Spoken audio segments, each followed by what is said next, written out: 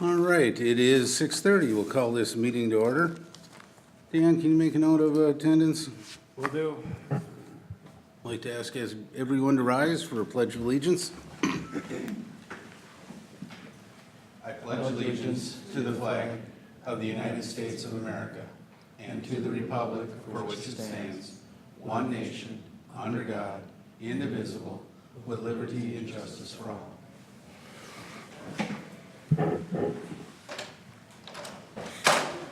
Have a good one. Well, welcome, Ed. Donovan, can you check to see if anyone signed up for the open forum? Sure.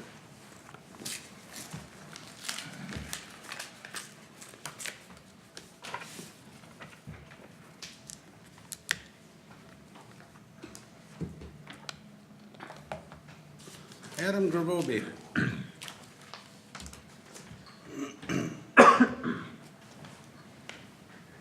Thank you, Mr. Mayor, council members, and city staff. My name is Adam A. Gravobi, 165 First Street Northeast, Forest Lake, Minnesota. I'm here tonight to address a couple main issues, priority concerns that I've heard from the citizens of the city to this council. One is concerning the behavior of our mayor. This has been addressed by citizens asking, requesting multiple different situations to be handled. Now, this kind of behavior, everybody can take a look at it on their own time and their own view, is beyond approach. This kind of behavior is not desired in council meetings or any workplace that I know of. Why are we allowing it as citizens? I'm a citizen. This council works for us as a community. I've seen no action taken, no action resolved. The question here tonight is the emotional and mental health of our mayor at hand. Our city attorney has not come forward, presented anything stating that there has been any movement forward to determine someone is safe to be here in our council chambers. I'm requesting that as a citizen. What has been done? As we look in here tonight, it's an empty council chamber. I wouldn't want to bring my children here either. I'd be questioning it as a family member. As an adult, I totally understand it. But as an adult protected by the state and a citizen, by Minnesota statute 609713, what happened one evening was called a terroristic threat. If we don't know what that is, let me help you understand it. Whoever threatens directly or indirectly to commit any crime of violence with the purpose of to terrorize another, period. Very interesting. There's no way to explain that. And number two, 60943, misconduct of a public officer or employee. That is, a public officer or employee who does any of the following. Subdivision 2, in the capacity such officer or employee does an act in its excesses of lawful authority or knowing it's forbidden by law to be done in that capacity. Well, I guess threats are against the law. So what do we do as citizens? We request the help of others of our council as well as others of our county. That's why I'm here today. What is this city doing to keep us safe from that kind of harm and that kind of behavior here?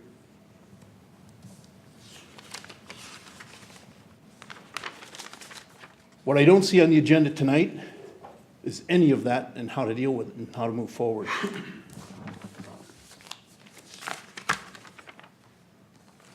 My final question to everybody here is what's next? What are we gonna see here?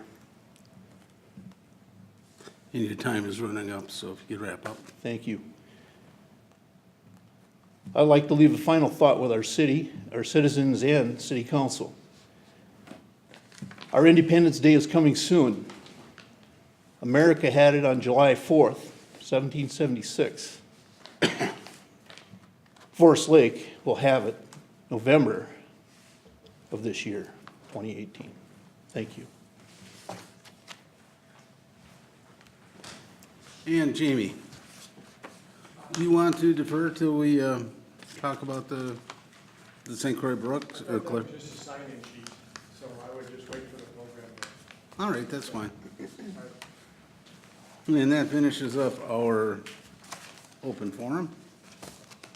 Brings us to item number 4. Donovan, do you want to take us through the St. Clair Brooks concept plan? Certainly.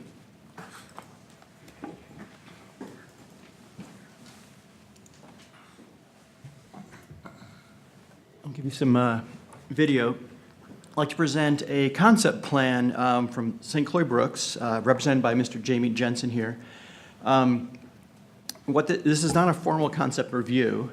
I'd like to give you some of the background of Mr. Jensen's request.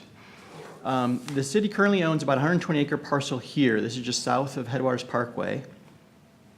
Also, you'll notice kind of on the broader screen where the public infrastructure is. The green sewer is also within here. Blue pipes representing public water. Last summer, Tanner's Brook Golf Course, which a portion of it's located here, did a minor subdivision and created a 10-acre parcel that's roughly the bounds of this mowed area. And Mr. Jensen has a contract to purchase that property, and what he's coming before with the city is to initiate discussions on a sale of city land, about 15.3 acres. And shown here is a mixture of single-family homes fronting the golf course with detached townhomes in the rear, with this being this line here, dividing line between the city-owned land and the golf course or the subject property. And so I believe Mr. Jensen has prepared a presentation, but he's seeking to enter into conversations, discussions, negotiations to purchase this property.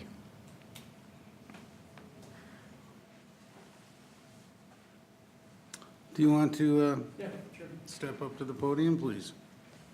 So Donovan, is this all water and sewer then on these parcels? Is No, that what's proposed? that's an important, it's an important issue. That's why pointing out where approximately, it's Headwaters Parkway is where the water and sewer is. Can you bring that map back up? to the- Yeah.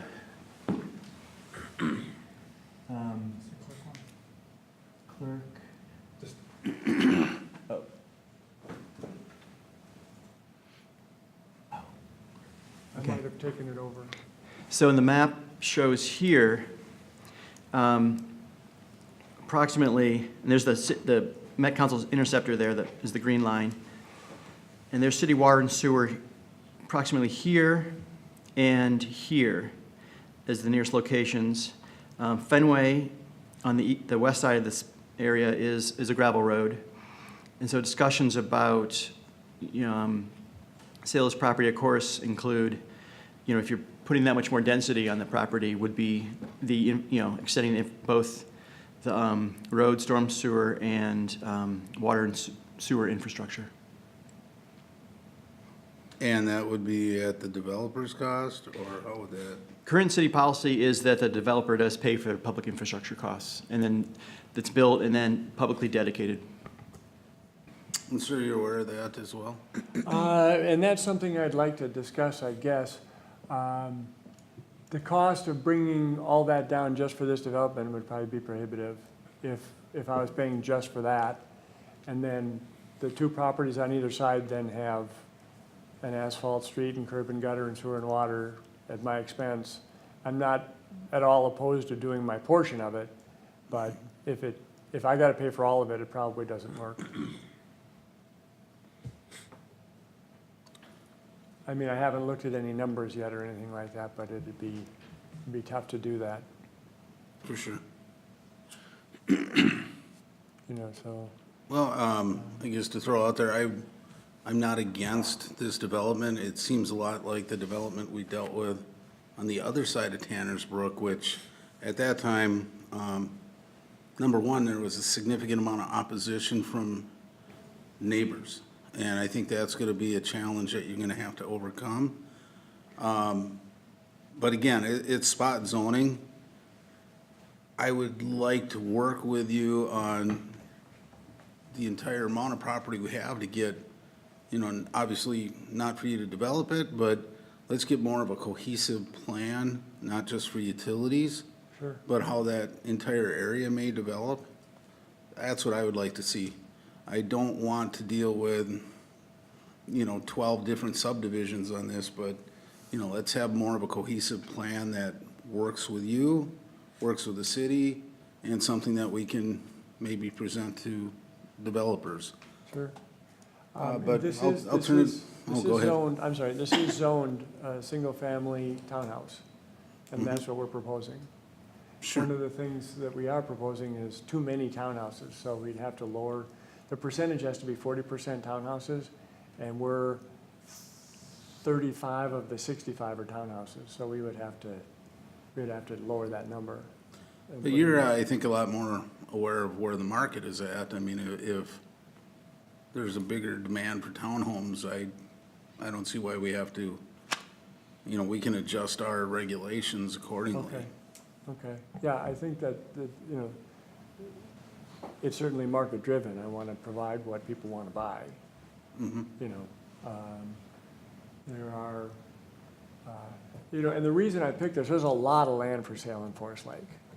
You know, everywhere you go, there's a for sale sign, and so you have to distinguish yourself in some manner to get some attention, because then, you know, then you can get the other developments that don't actually need something, but to get into a new area, you need some kind of draw, and that's what the golf course does. It, you know, it provides some attention, you know, otherwise than just a flat neighborhood kind of thing. I think you've got your Chestnut Creek development, and it's kind of, I don't know what the draw is, other than it's just you know, it's an attractive family neighborhood, but I think the reason I picked it is because that, it gives that added draw. You know, I'm not adverse to working in a whole program. I'd like to buy the whole piece, the whole 120 acres, and do that myself. But I don't know, in speaking with Donovan and with Dan, I was under the impression that you guys kind of had that as a crown jewel to do something with it. Well, we want to do, you know, we want to make sure that it's developed in a beneficial fashion. And I think the last thing we, as a city, want to do is compete with private land and private developers. But it's becoming to the point where to open up that south end of Forest Lake, that parcel, that 120 acres really has got to be in play.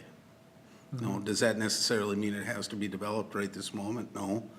I do believe that, especially along headwaters in Fenway, that there's going to be commercial land available. And with Leela on the other side, I think, you know, you may see more expansion of that as well. Sure. So, you know, I'd like to see that master planned a little bit more logically than just, you know, leapfrogging it and waiting for it to backfill. That's kind of where I'm at right now. I don't know what time frame that has, but, and I don't want to necessarily slow you down. I like seeing some development there. I like the private development. Sure. But I just don't want the city to invest $500,000 to $1 million in infrastructure without knowing where the rest of it's gonna go.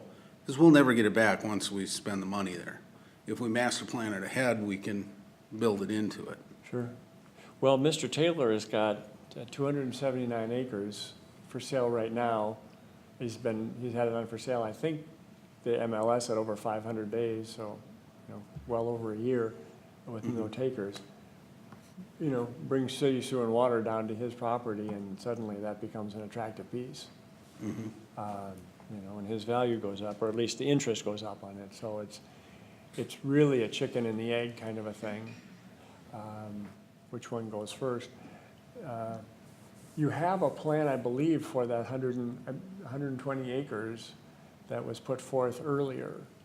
And That's 12 years ago or whenever Yeah. it was, so that's not even close to I think our train of thought at the moment.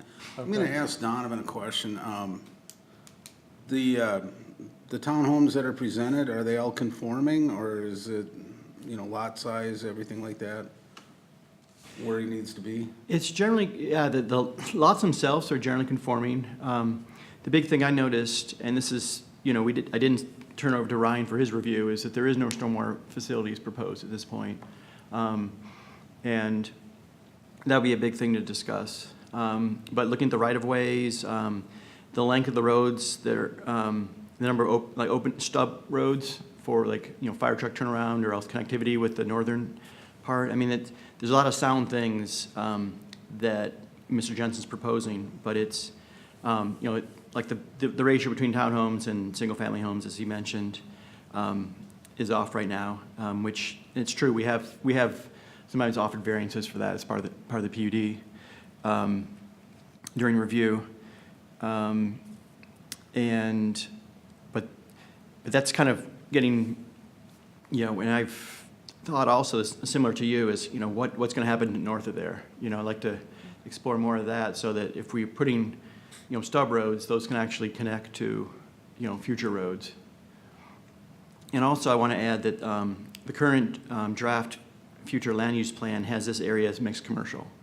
So this would be, though that's not an adopted, land use map right now, but it's future land use. Is the whole 120 acres mixed commercial, or what? How far down did that line go in The whole draft? 120, All the way down to Tanner's Brook? yes. Okay. And Mayor, members of the council, if I could just kind of add a point of clarification, just kind of why this is here tonight is, typically a draft concept plan in this kind of early on stage probably wouldn't be brought forward just because it's still pretty early. But since there's a city land purchase component involved with this, which is kind of, in speaking with the developer, is pretty much a major component in getting this thing to go or not go. Just kind of wanted to get the feedback on whether or not council was open to the idea of selling a portion of that southern portion of that land to make this development happen. Because, if that's off the table, this development kind of takes on a different path. If it's on the table, then we kind of go down the path of, getting the appraisals done to get the right land value there, and then kind of bring in the next steps of this concept plan to kind of get some of those details there. So that's kind of one of the reasons why it's here tonight, is just to, again, get some council feedback on whether or not you guys are even open to the idea of selling a portion of that land to kind of see if this development can go, or if he's kind of constrained within that existing land that he's got under contract with Tanner's Brook. I guess I wouldn't be comfortable at this point without really having a concept, an updated concept of what that 120 acres can provide for the city. Not just, road layout, everything else where it's, beneficial to us.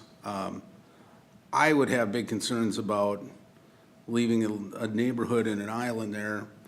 If something, you're pinning this on Tanner's Brook as well. If Tanner's Brook isn't a golf course 3 years from now, we have a neighborhood sitting kind of, in the weeds. And so I'd like to know what we can do with that, what our expectations are for that whole parcel.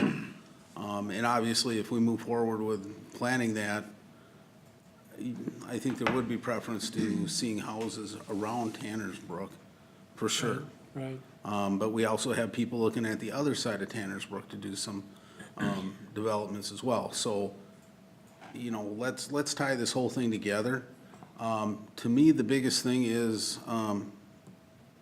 the neighbors around there. That there isn't that many of them, but there was a significant negative feedback on doing anything last time. Sure. And I think, for a vast majority of them, it's the potential for significant assessments to put utilities in is one of the driving factors that they don't want to see that development go. So, we need to have something where, we know where, where we'd like to see some roads go, other things like that, rather than trying to, deal with, 15 or 10 acres at a time anyway, so. You want to avoid a piecemeal situation. Exactly. No, I think your idea is good. I think they would work well there, but we're not, as a city, ready, I don't think yet. We need to, I don't know where we go with this, if it's, through Ryan and the engineers, or, just getting more of an architectural layout of, what that should look like. But I'd like to see, where the streets are, where the commercial lots are, what type of neighborhoods we're planning in there. And If I I think could that's something we can market to the developers afterwards. From my view of driving down the area, I liked this project because it looked to me like the future of Fenway only has, it's not gonna be a freeway, it's not gonna be, a runway or for an airline. It's going to be a 2-lane asphalt street. And that's really all it could be. So, extending it wouldn't be changing anything, at least as far as I could tell. It's just going to be an extension of what's already there. So, doing that first before doing the 120 acres seemed to be okay because we're getting down to a nice draw. And 100 Ryan, Muses, are we in the Musa line at this point, or would he need permission from that council? So the city's current MUSA boundary goes across that 190th, which is the south side of Tanner's Brook Golf Course. Okay, It's So- 190th cuts through the middle of Tanner's. The south half of Tanner's is out of the Muse, I believe. So the MUSA boundary is south of this property we're talking about. okay. Yeah, so, and it's zoned for that. I don't know, what you're talking about, the 120, I don't know what to do with that. I mean, are you looking to me to come up with a plan for, or how would you go No, forward? I think we as a city need to come up, the whole thing is our piece of land. Right, And I think we need to have, a thought-out future vision for it. I Did think you have a- something to think about with that is, first, maybe a primary question, or first question is, have we had any recent offers on that or any projects that have come up? Has it been sitting pretty cold for a while I don't think we marketed it at all. Yeah, nothing formal, maybe just a couple of, on yeah. inventory? Yep. So I think one of the questions to ask is whether that 120 has more value as an entire block, or if you shave off the 15 acres off the bottom, have we somehow changed the value that makes it a less attractive piece of property for another project? I think that's one of the questions to ask. Does breaking it up, not that we would necessarily want to make it too piecemeal, but does even that make it too small from something that might be a larger component? Yeah, it kind of gives them the pick of the litter. Nothing, say it's a bad thing, but if we're gonna have it thought out and wanna get this developed, again, intelligently, that it ties together and our utilities make sense of it, be kind of putting the cart before the horse. And we also have to consider some other things like, where our new public works site would be down the road and other things of that nature. Public works site, water tower. We have had a couple of prospects for some larger acreage commercial, and this site, although it's not unique, it does provide some commercial benefits, given the amount of electrical service there, given the parkway there, which is a very desirable roadway to be on. If it was plotted out into commercial, it might be half the streets that it would, or a third of the streets that it would be residential. There may be, a lot more or a lot less need for water and sewer. We don't know that for sure. But I think if we take the next steps to kind of, see what it can be and what it would take to get there, we can look at, ancillary uses around the edges of it. That conversation comes up constantly at the EDA. And I think that's probably one of the things that should be looked at. Yeah, I like the idea that, you know, selling off some of that property and putting it back on the tax roll, but this particular project, because of the location and the distance it's gonna take to run the sewer and the water, it's gonna be a tough deal. It's another leapfrog, right? We could come up with a plan that kind of paves the way for you down the road to pick that up after we know what we're gonna do with it. You know, you might have a minimal part of that utility expansion to incur the cost of. Well, it seemed to me, in looking at this area, that you guys had already set the tone. You put the YMCA and the library in there, and there's a school, and there are ball fields, and there's a bike trail. Well, those are all residential things. You know, you don't have, you know, very good access to the freeway. And so it really didn't seem like an industrial location to me. It looked like a residential. And, you know, that's what sort of drew me to the area, is that there were a lot, you know, there's a bank right there. There's a lot of amenities for, you know, the apartments to the north, you know, mom and dad can live there while the, you know, the family's growing down here, something like that would make more sense. But if you want to hold on to that for industrial purposes or, you know, commercial purposes, then that's really slow moving. You know, that the commercial infill takes forever. Well, yeah, oh, go ahead, I sorry. think your design's definitely appealing, but I just think there's a lot more planning and forethought that needs to occur. There's a lot of development that's gonna sprawl out here. It needs to be done intelligently. Yeah, and I mean, even if we were to take, you know, half of this for commercial, I would want anybody who's buying or considering to buy a house down there to be aware that's what we're planning. You know, I don't want them to come up here and say, hey, why did I buy this and now you're building this Get water big tower building? back Yeah, here. exactly. So we need to put our visions on that, I think, before we consider selling a portion of it or doing Okay. anything with it. So it sounds like you're years away from doing anything here then. Possibly. You know, I don't think it would take that long to at least have a concept and to be able to work with you on a concept, but I have no desire to be pressured into it or, you know, try and come up with something in the next month to move forward, so. Sure, no, and, you know, I'd rather do things right rather than fast, you know. For sure. And that's, but, I think the bogey is the cost of the infrastructure as well. Like if that were not such a large number and if it weren't so far to bring infrastructure, I think it's an easier, you know, you could put some pressure on that timeline a little bit, but that's a big dollar, and to not get that right is potentially incredibly costly for all of us. would it possibly be possible for me to put that road in and the infrastructure and get it back in the future? You know, anything's possible. You know, this is getting presented to us tonight for the first time. Right, You're getting our raw feedback on what we're thinking. yeah, So, I mean, I think we all want to work with developers. I mean, we're not trying to hold on to this property to preserve it in its state that it is now. But we really need to think of the city and, you know, how do we maximize that, you know, for the future. And, you know, I feel anyway, at least a fair chunk of that is ideal for certain types of businesses, technology, different things like that.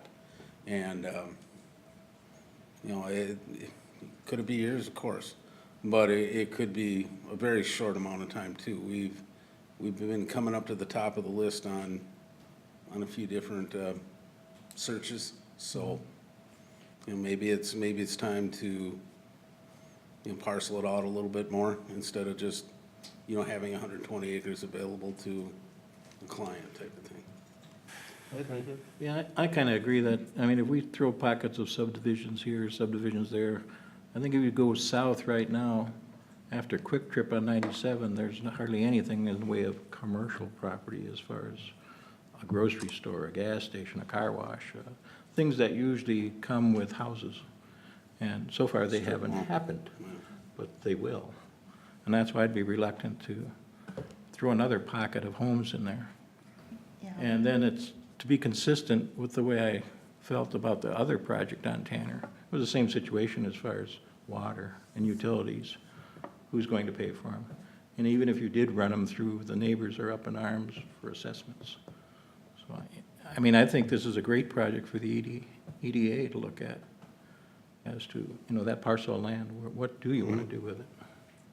Yeah, no, I think Because that's once gonna you be an develop, I mean, I think that's really what happened to Headwaters when the economy went south. They started accepting anything they could get. And now that look what we got there. We got a transit center, we got a YMCA, we got some apartments, but then we got a lot of housing, and now we're throwing in a couple schools. But it's certainly not planned development. And I think that's wrong. I think it'd be difficult to gauge what size of infrastructure we need to stick there right now. You know, you could run a stub down, but if we're putting a water tower there in the near future, we might have put the completely wrong size, you know, water mains through there. Or, you know, if a business does show up, our sewer's adequate, so it's kinda big step to take right now. Ryan, what's your thought on, you know, and Dave, for sure too, I didn't see it at the end of the day, but, you know, water tower treatment plant within this area, potential site for public works, I mean, does it make logic to kinda try to include that in or better location somewhere else? So when you look at this property right here, if Donovan, you could turn on the water main. We have a 12-inch stub coming down Fenway, and the far east stub, which is where the bank comes out, way to the east, is a 16-inch line we've invested a lot of money in. That ideally that line right there would be extended southward, and eventually somewhere connected to where that future, first you would build the treatment plant and another well.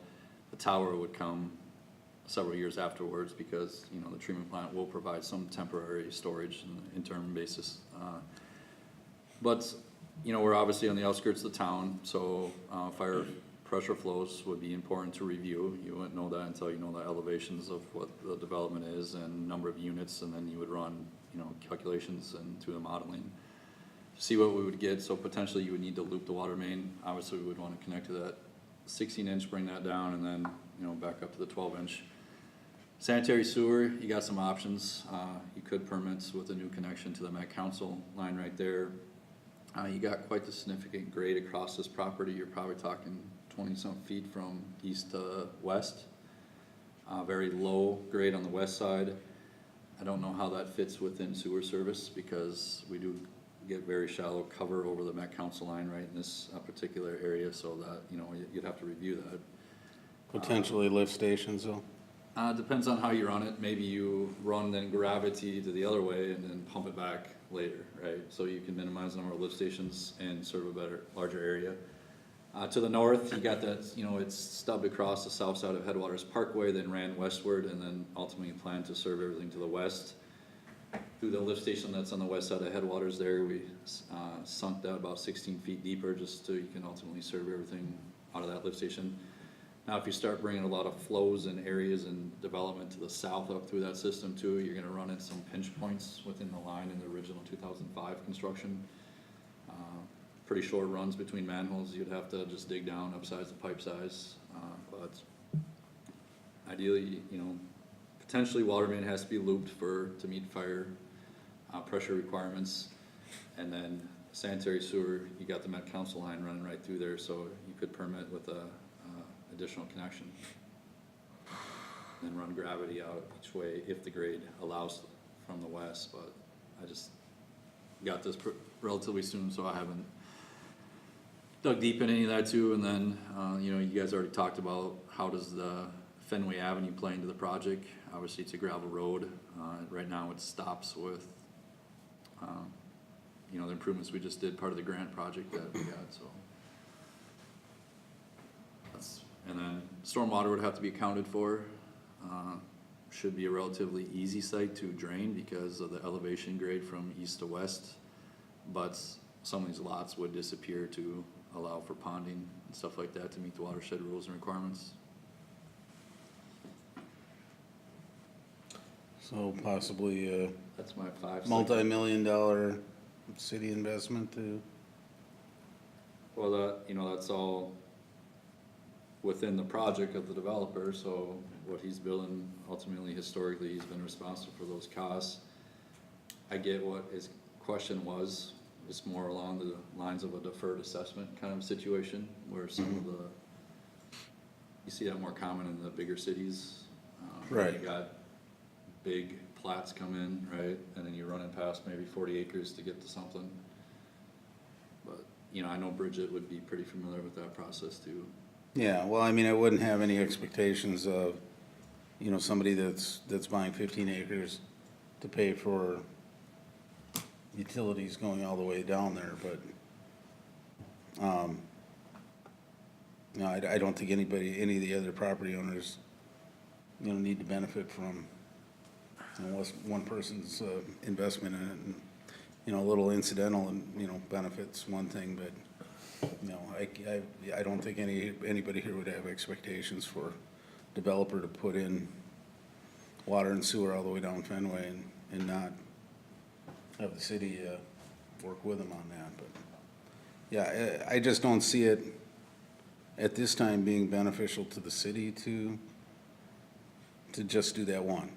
I think we do need to, as a EDA, try and come up with some ideas with Well, this. it gets talked about all the time at Contract the with somebody. EDA, especially large parcels, and usually the subject is that we don't have enough of them, or they're not identified at least. Here's one, a good example, but, you know, this piece of property, it still lends itself more to residential than it does commercial, to me, in my mind. Yeah, I won't argue on the golf course front itself, I mean, you Yeah, don't it's see, just, yeah, the whole thing, and this gentleman brought it out, and on both sides of it, you get, and you're surrounded by residential there. Well, I think the Headwaters Parkway, on the south side of there, it definitely, a third to halfway down anyway, would be great for commercial. plenty of land to split it up. I mean, I don't see too many neighborhoods built on parkways. I mean, that's typically more of a main road with businesses along both sides of it. You know, we don't have that on the north side, but we can still get that on the south side.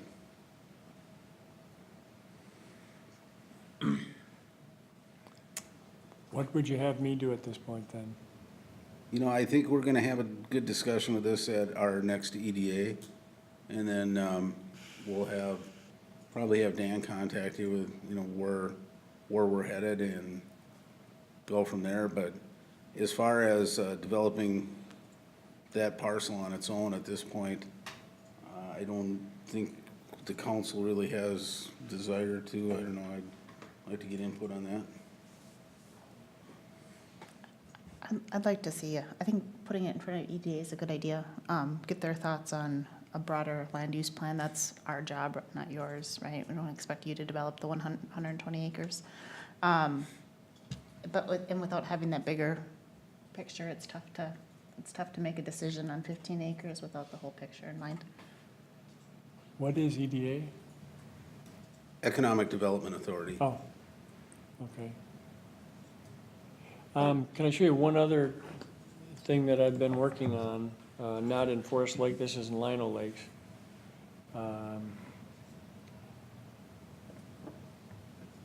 There've been a lot of demand for lots recently. And I found a parcel in Lino Lakes and I developed it and opened it up in December. We finally got the small utilities in December. And I don't know if this is here, Did you plug in? I did plug in. Okay. I'm not sure if it's showing or not, but, yeah, I am plugged in. I don't know what,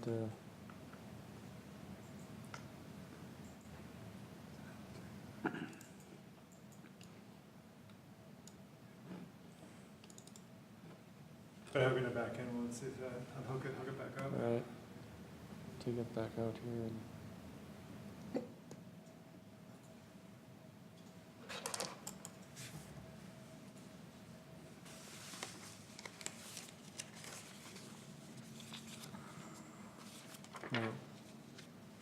Anyway, I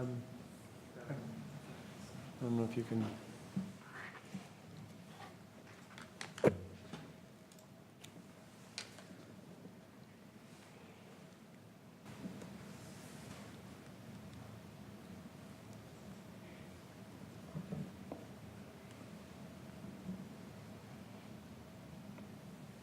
Try and get that up, see if that's.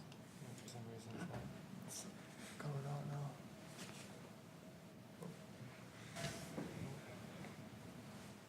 I had it for a minute. Get it over connector.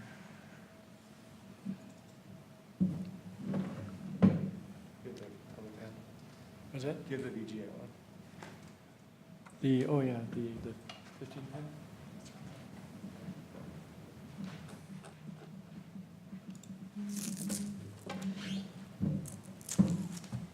Technology.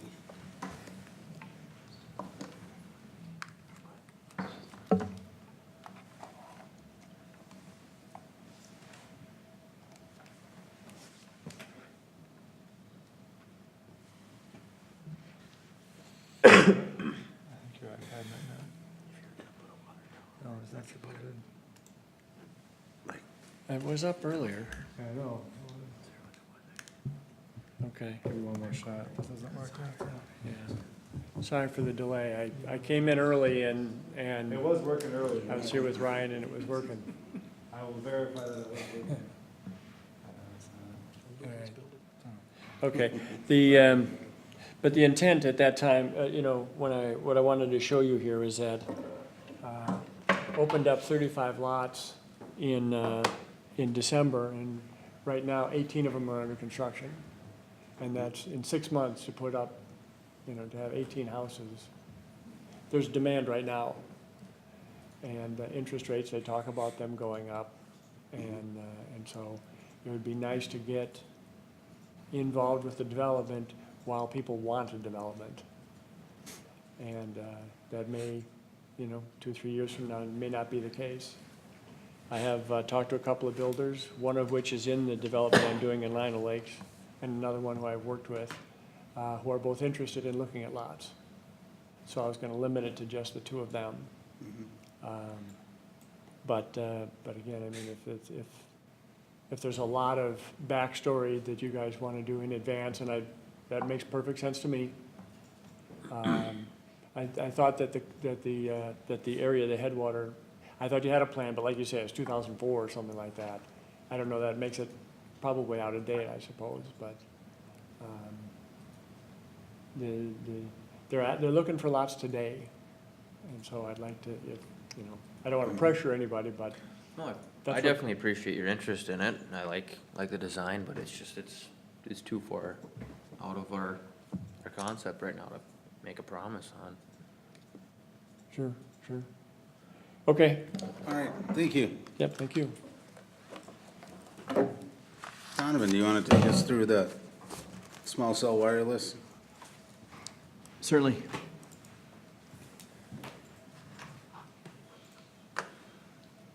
My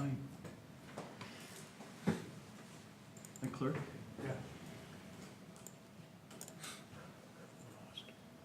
What's that?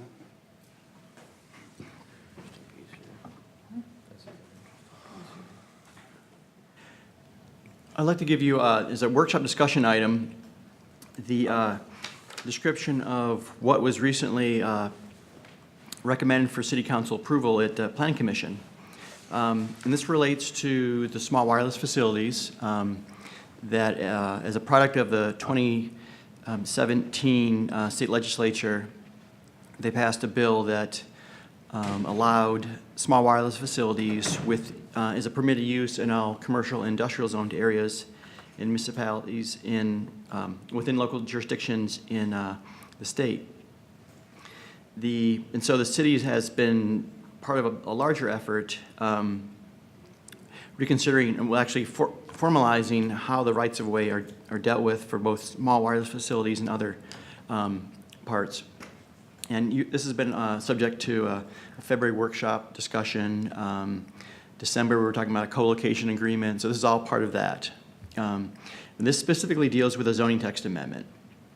And I'd like to go through a little bit of an introduction of what are small wireless facilities, and then what exactly is the zoning text proposing, zoning text amendment. So right now, basically, small wireless facilities are the small towers that actually do connect to the larger towers, the macro towers, the ones we recognize as cell phone towers, 100 foot in height or more. There's always some connection with cables or fiber optic lines between these small cells and the larger macro towers. Shown here, so you have many antennas. There might be different carriers up here, but then the small cells all attached to the macro.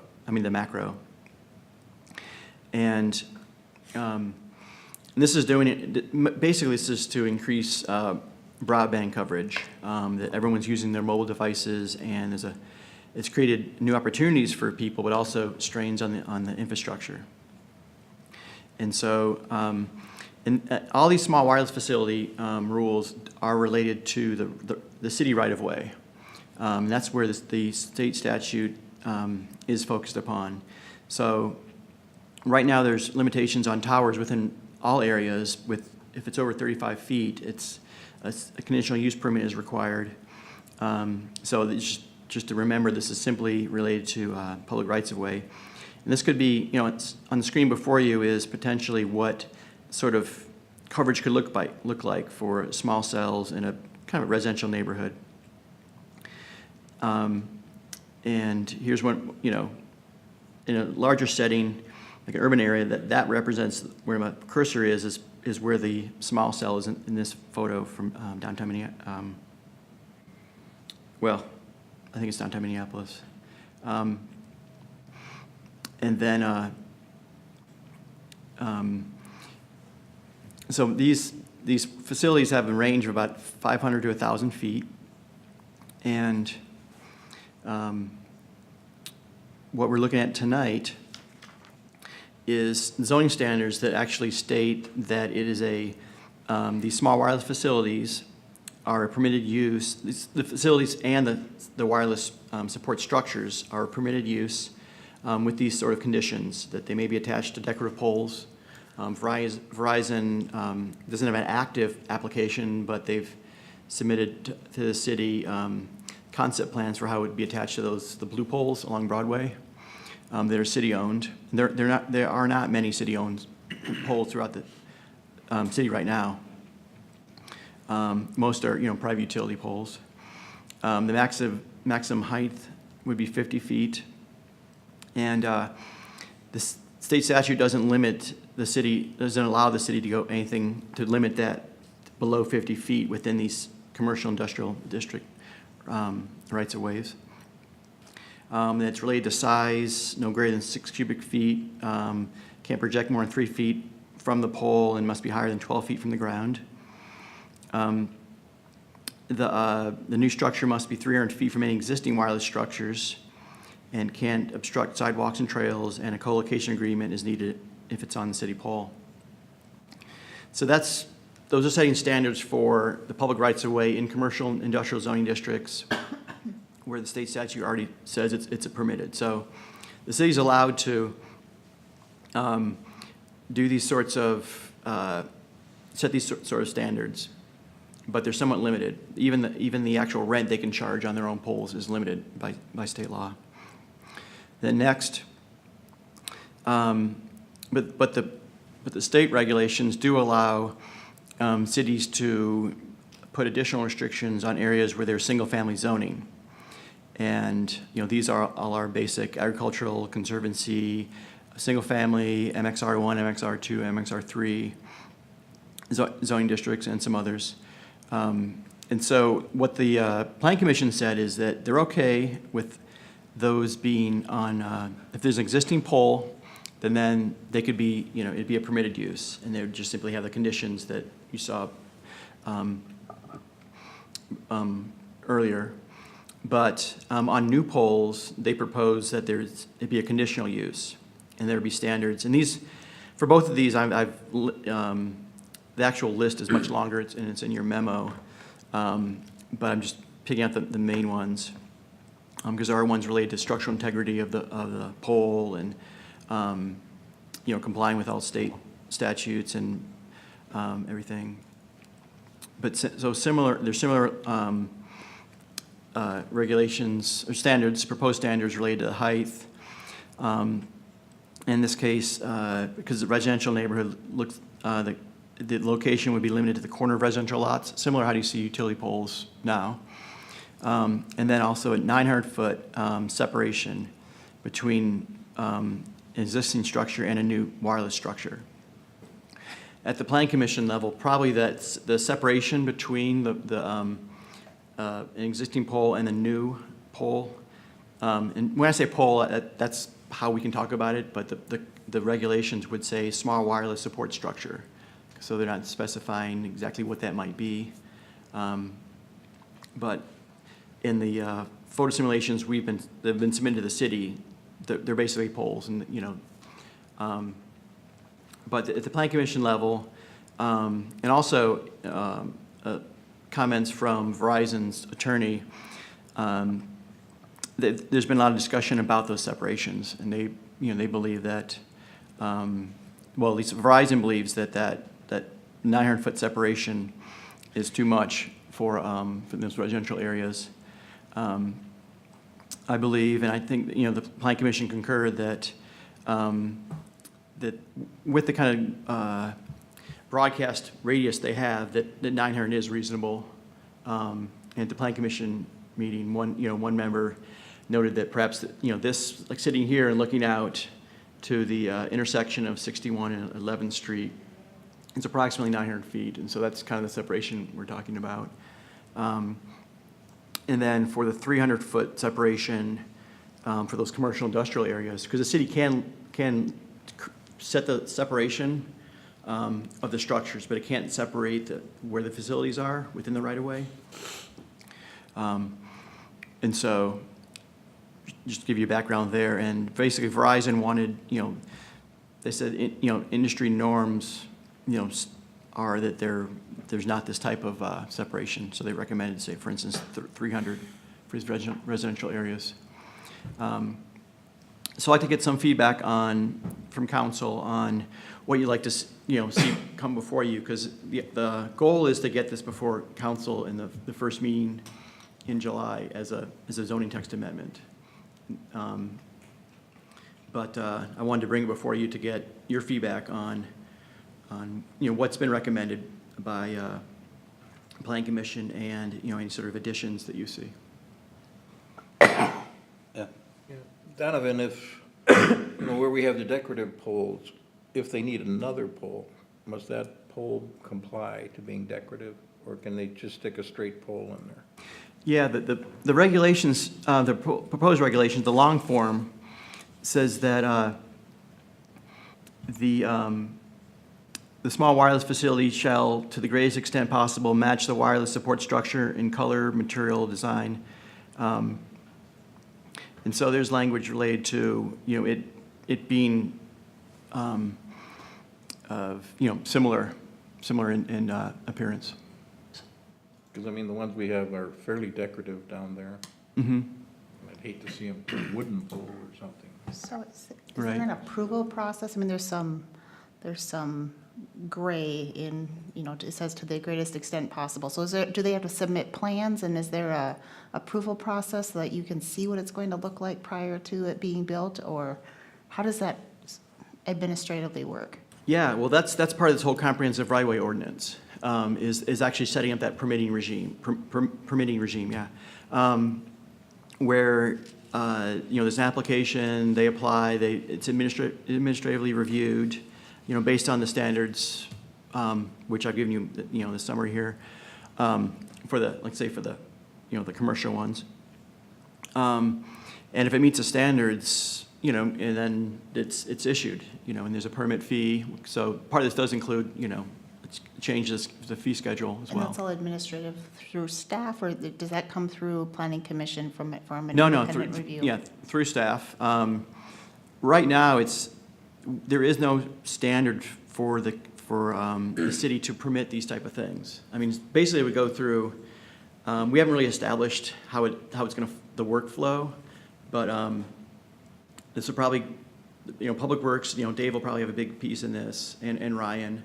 And we'll somehow have, but it actually be submitted to, staff here, so that, they can take money, then it goes through staff. But no, the Plan Commission really saw that if they, for instance, said, any type of these facilities being placed in residential areas would require a CUP, that they would be inundated by these requests. And so that's why they chose to, okay, if it's just for new poles, existing, that's a whole nother matter, and that should be allowed. Well, let's talk about city right of way. So Highway 61, No, we have no jurisdiction over Highway 61? correct. So they can slap as many of those bad boys they want up down 61, we can't say boo? Well, I mean, it's within the state right-of-way, and Broadway is county right-of-way. I mean, the city has some poles there, so the city, needs to adopt a co-location agreement, and that, sets, leasing, basically, it's a lease agreement.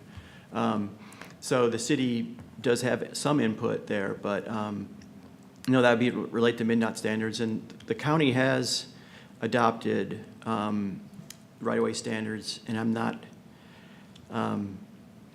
so, I mean, we don't, currently we don't have jurisdiction there, so it's not really a change with that. I know this was a topic of conversation at the Planning Commission, but I'm not sure where they landed or where the questions ended up. If there was a neighborhood that had all underground utilities, they're able to erect a pole? Is that, so they could put in a pole for the wireless facility? Correct, it would be run through the Plan Commission, as a CUP application. Right. And so if it was subject to if it met the criteria, then they would. I mean, it's, And then in that instance, level of decoration, because there's nothing there today, so how do you determine what the standard is for something that's nice looking versus something that just looks like a junky pole? I would assume they put it on the streetlights. Yeah, it would probably take a free structure first. Is that that would have been my assumption too, but we're also talking about putting up new poles, or is it just gonna go on streetlights? no, I mean, they would talk about putting a new pole. In one application, they offered that, hey, we can put a light on it, which the city right now isn't looking to, increase, its lighting. But the standards, they don't have right now specific standards for, the aesthetics for new poles. And my thinking around that is, some communities do have what they call concealment elements within their codes. And even, I took a photo recently in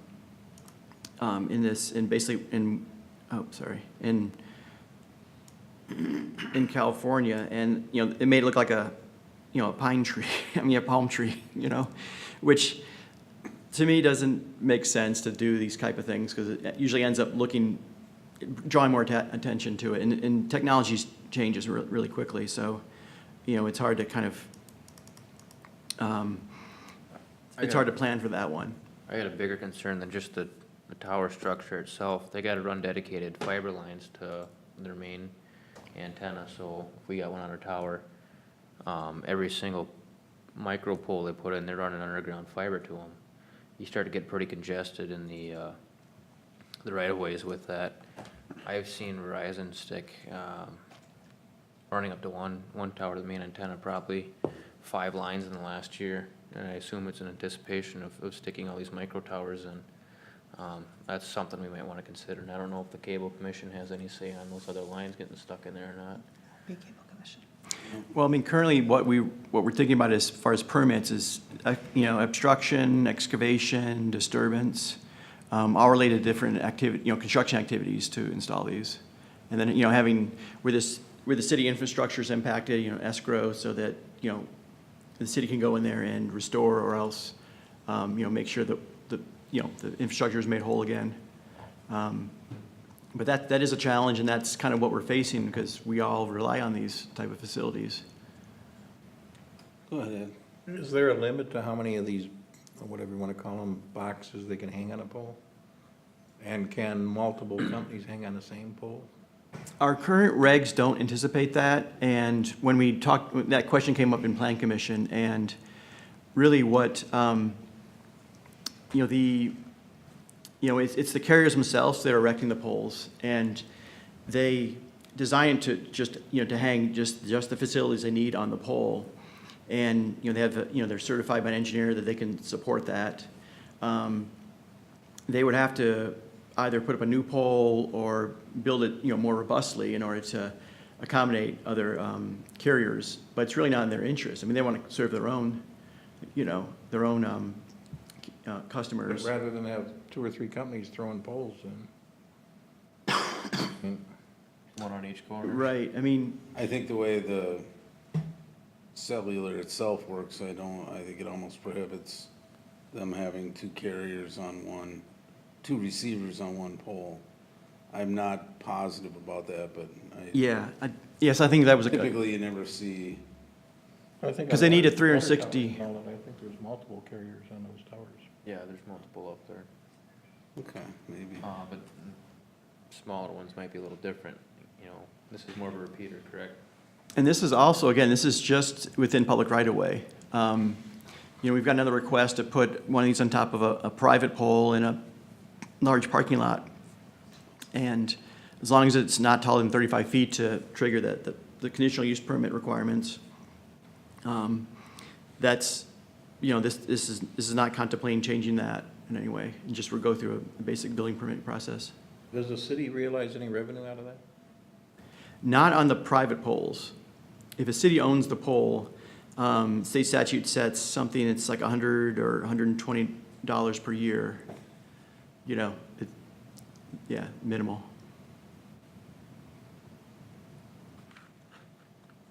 Ryan, you dealt with this anywhere else yet?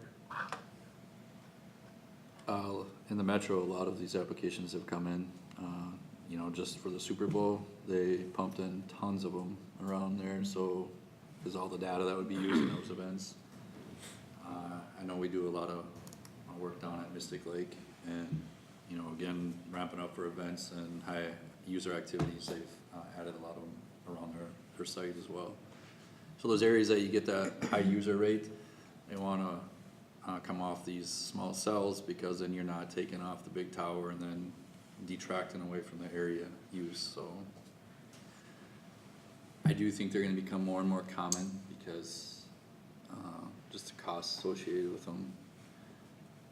I don't think we've approved anything in Forest Lake yet, but, You foresee any concerns? anytime I have private utilities in our right of way, I have concerns, but you just gotta live with it sometimes and then deal with it after the fact. Obviously, we haven't had the relationship or connection with Verizon and AT&T in our public right of ways as we do with Excel and CenturyLink and Midco, so I don't know how they're gonna be to work with. When we plan accordingly with all the other private utilities, we work really well together. We've worked several projects several years together, so we know what people need.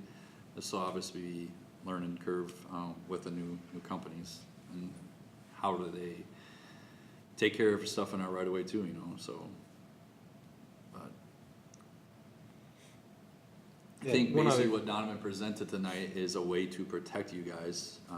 By state statute, you're not required to allow it in residential or historic districts.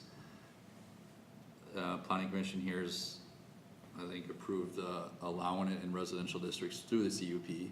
You don't need a CUP in commercial. Right.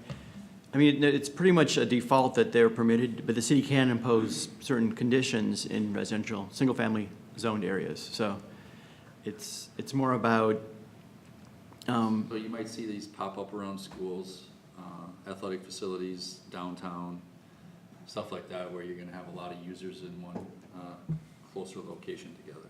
I know, Donovan, you and I chatted a little bit on the phone about right-of-way use permits. Being we're not gonna have any jurisdiction to say who can really stick these where, especially in right-of-ways that aren't ours, in the area, it'd be nice to get that right-of-way permit. application process in. So every time somebody does come in town, we can do our homework on them and say they've, restored everything back to standards. They're not impeding any of our utilities, that kind of thing. So I would like to see a right-of-way use permit brought up same time as this, just so we have something else. Mm-hmm. Good idea. Ed? Is there any restriction if they choose to put it on private property, like on a building or? Currently, no. And basically, it's, it'd be like, satellite dishes. You can see in this photo simulation submitted by Verizon that, there is a box, and it's limited to 6 cubic feet by state statute as far as volume. And, they put the wires inside, so they're not exposed to the weather. And they can't go more than 10 feet above the tower. So you can see this, and this is one of those, decorative poles on Broadway. But it seems to be that, this is a question that, similar question came up at a plan commission meeting, and, that basically that the carriers need the poles for that 360-foot, receptivity. And once you run a building, it's going to be obstructed in some way. And of course, they look at the city as a large landlord. They can deal with one property owner and, distribute these throughout a community versus many different property owners and individual. And right, with the lease rates being set and so many things being established by state statute. But I'm just saying, like, if for whatever, just a car lot, got a lot of light poles out there. If that happens to be in their range where they need one, they could stick one there, right? Yeah, they could, right. Providing that the landowner's permission. Correct. One of those things that I kind of look at, again, they have to tie that in hardwired, so they're gonna have to enter the right of way one way or the other. Yeah, I think that permit will go hand in hand with this kind of issue. that's the whole issue, and the distance you have to run it to those main towers too. Right, well, see, Hardware. yeah, well, the reason that I'm not bringing all this forward now is that we did have, we're trying to do this, I'm not to try to overload you with this, and I want to bring it as a workshop item, next month to discuss the whole comprehensive right-of-way ordinance.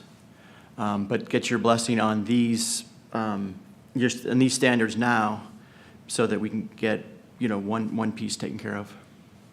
One other question. Cities like, say, Woodbury or Minnetonka or something like that, I assume they're facing the same thing. And rather than us start from scratch, or some of these people have policies already in place? Oh, certainly.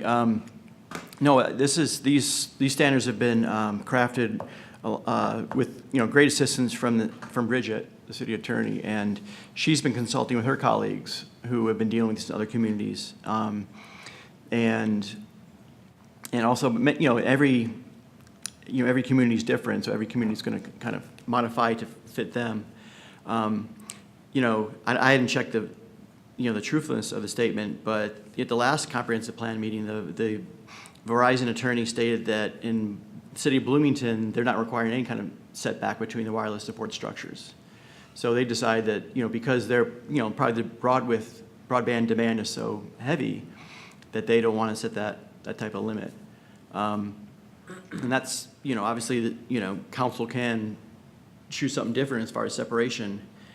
But, given kind of the current state of demand, for instance, Verizon, is considering 3 different locations. And they're all, Broadway or basically along Broadway. Have they given you any kind of indication as to, our city, how many poles they might need, or how many units they might need? No, really, it's the technology is so new, and I think they're also kind of waiting to see what the 5G technology will bring. Supposedly that's going to be a big change as far as the wattage of each tower, and actually even the requirement for how frequently you have towers. So I think this is probably kind of they're dipping the toe in the water to serve current need better, but not make any big commitments, because technology, within 1.5 to 2.5 years is going to shift to this next level of technology. Dave, I got a question for you. Do we own any poles we're responsible for locating and maintaining that you'd be concerned about? All the poles along Broadway we're required for locating all the electric. All the blue ones. We own all those, or we lease them? We own all the blue ones down Broadway, 11th Avenue Bridge, and then all the ones in the park, and down Lake Street as well. Do you see the prop with them putting their utilities on there? Is it gonna hinder us maintaining them? You know, car hits one, takes one down, we gonna be And that's other good. issues? That'll be the issue, and that's what's gonna have to be to find out, and, you know, an agreement if they're gonna go on a pole, that who's responsible for what. I mean, if a car hits a pole, are we responsible for the pole, and they're just responsible for the tower? Are they you know, because the pole was there before, so if it goes down, then, you know, there's gonna be kinda like you said, there's kind of a joint co-location agreement saying, okay, well, if a pole goes down, maybe it's 50-50 or something like that, but. Yeah, and what kind of time frame they expect us to erect it again? I mean, Exactly. I mean, are we gonna need to have these poles in stock and on hand, so within 24 hours, we're gonna back up? I mean, I guess that's, they're not cheap. no. I can add a little bit of clarification, because I asked that exact question to the Verizon rep when they came in. I said, so what happens if, let's say we put it on a pole and the car hits it, knocks it down? I said, are you gonna come after us within 2 days to get that pole back up, considering that we may have to go get it built and everything? And they said, their understanding, since this is more of a secondary antenna, not a primary antenna, they're okay if it goes down, well, we have to get the repairs made. You know, I don't think we could take like 3 years to put the pole back up, but they were, initially when I had the conversation with them, were understanding of the fact that if the pole gets knocked down, as long as they're working to get it back up, they weren't gonna basically, you know, come after us for basically being in violation of the lease. There are some terms that can be crafted in that agreement, the co-location agreement, that kind of does set some parameters on there, but since this wasn't primary towers, this is more of a secondary feed to them, they were less concerned if something does get knocked down. They also were more, I believe, in my recollection, the conversation was if the pole does get damaged, they would replace the pole, because again, their equipment's on there as well. But again, those details get hashed out with the co-location agreement with the provider. I think if we're leasing them pole space, they might go, well, hey, we're technically a renter of yours, you know. Start driving a nail on us to get it back up ASAP. I don't know if maybe we'd be happier altogether saying, you're not leasing any poles in this area, or what have you. The last thing I got is, what, you know, I guess how many consumers here will benefit from this? Is it just for the area downtown, or will people in the? Yeah, I think it's really focused on just the higher traffic volume areas, more, you know, the more, where it's higher business activity, just more people in general, you know, higher density of people, and that's where you see them. Because they're also looking to do them down 12th. We do have one active application, and we have to act on within 90 days. And that one, well, you know, but that's one reason why I want to get these standards, because we can always actually get we do have a street opening permit process.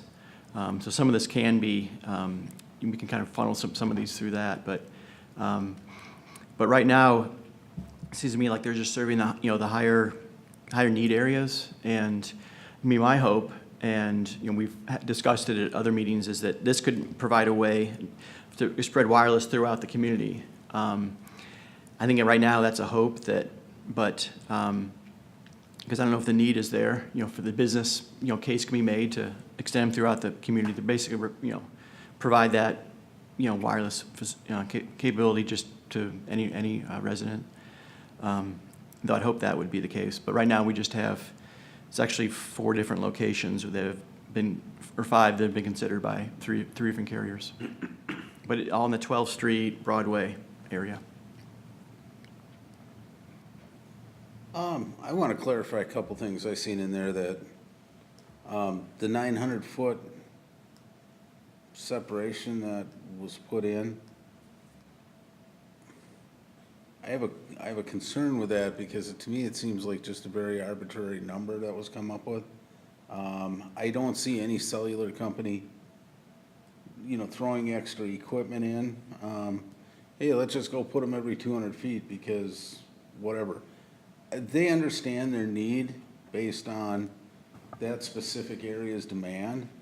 And although, Forest Lake is pretty flat, but, terrain, I'm sure, makes a factor as well. So I don't understand why we're coming up with a arbitrary number of 900 feet. One of the biggest complaints I hear is broadband and lack of it, lack of options with cable, lack of things like that. This is a vehicle to bring that to different neighborhoods, things like that, and the more restrictions we put on, we're gonna be stuck with what we have now because they're just going to move on to more open communities. So I would like to see that removed. And the other thing I don't understand why, is the part of the regulation that says that the equipment must be located X amount of feet from other equipment.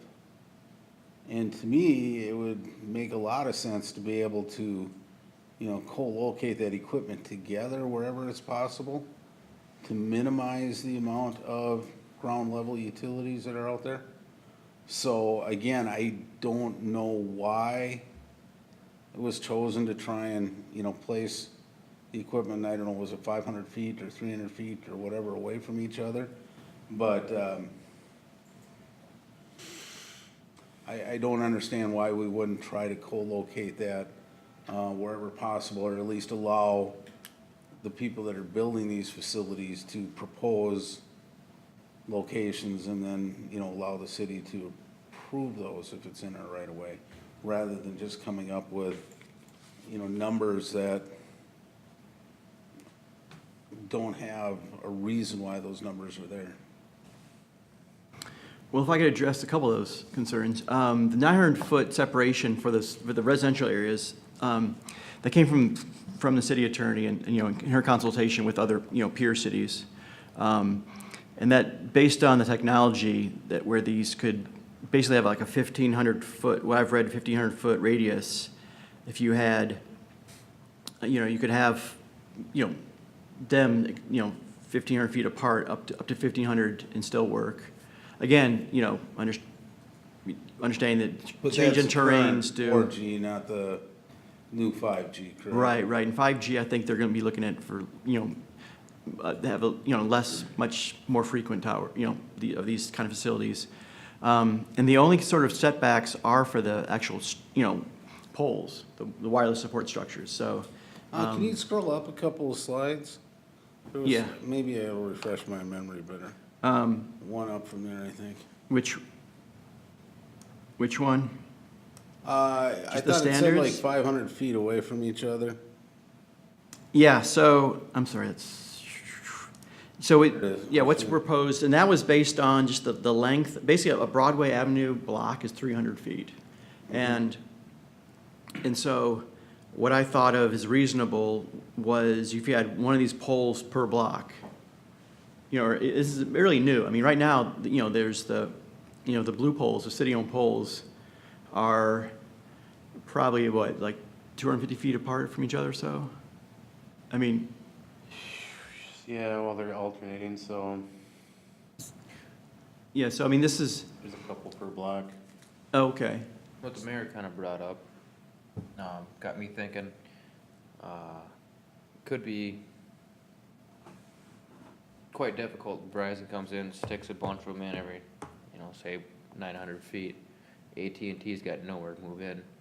Now you kind of created a void for another company because they were the second one to the, show up there. So I kind of get what you're saying, where maybe you can put Verizon and AT, hang them out in the same area. I don't know if you want to limit it to carriers from how far they can be from themselves. Yeah, or, are they gonna, would they put, say, one main antenna and then, put two sub-antennas, maybe 800, 900 feet of, right now we're saying, the structure must be 300 from any existing one, but, I don't, You got a this common- equipment evolves so much, they're not gonna put in More than that. any more than they have to. Yeah, if you got a common And, dead spot, they're gonna want to be in the same Yeah, area. I mean, what if we tried to build a car, with no experience, are we gonna end up with 7 tires on it? I mean, why are we trying to, control, they're gonna do, as efficient an installation as possible. I understand aesthetics of it, and I think we've addressed that. But I don't understand why we would be trying to, regulate that, because, yeah, Verizon and the rest of them are gonna look like, well, yeah, no, Forest Lake, it's not worth coming here, so let's go do Lino Lakes instead, let's go over to Columbus instead, let's do Hugo, and we're sitting here 20 years behind technology again. I think we need to be receptive to them while understanding that aesthetics are important. There's no question that the demand is there, and that For this sure. stuff isn't gonna go away, there's no question about it. No, and I think it's, it's the great opportunity right now because we don't have that last phase of technology yet. I mean, we are behind. I think it makes us a prime candidate to, be able to, get this in our community anyway. So Gives- I just don't want to overregulate it. Gives citizens an opportunity to, go to hotspots with wireless where they can't get hard cable out there. And some of our neighborhoods that, maybe are covered by cellular now, but for their phone, but, this is gonna potentially bring that broadband service into there wirelessly rather than having to, try and get new cable, new fiber. Most of this city has, old copper wires in it, and they don't have the capacity they do, and I haven't seen Mid-Continent make much of an effort, and It's not I gonna don't see happen them with making an cable. effort, so this is a great opportunity, and I think we gotta try and embrace it and, be receptive to them, work with them. I just don't want to overregulate it because they're just gonna move on to the next city and forget about us again. Yeah, I'd be on board with getting rid of the separation standard.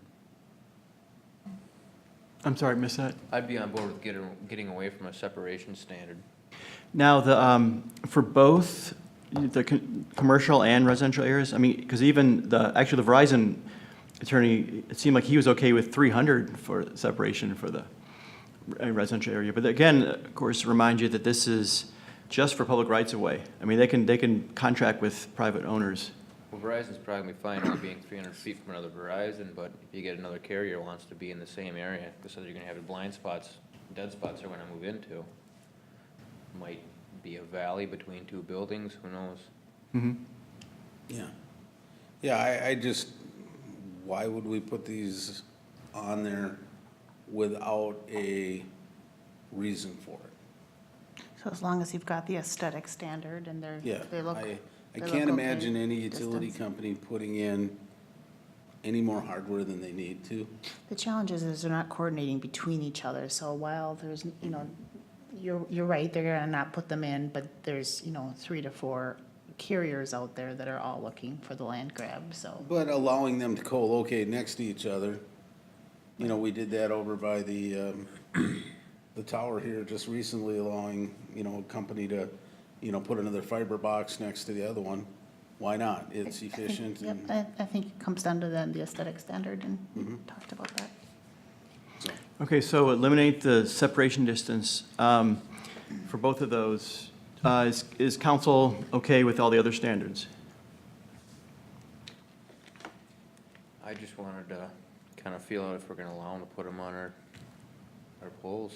Otherwise, tell them to put their own pole, and let them be responsible for themselves. I get it, contribute some more poles, but I think I'd rather have them on our poles rather than putting more poles downtown. Yeah, I would like them on our pole, and I think we can add a line in there just recognizing that, we are not responsible for any equipment on our pole that isn't owned by us. And I think you brought up a great point is what if a pole gets damaged? Or, say by Lighthouse Loss where they're down for construction. And so we can put a line in there that, that allows for temporarily disabling that little pole or whatever, something without having to incur a cost to put another one up or to service them temporarily like you would with a renter or a leaser. Yeah, we do currently have in the right-of-way ordinance, the draft form, standards for that type of removal, like say the city wants to paint the pole, and also emerging situations, the city's not required to keep the, I mean, someone does hit the car does hit it, knocks it over, there's no penalty to the city, and they're responsible for putting, making sure their material, their equipment's gets put back up.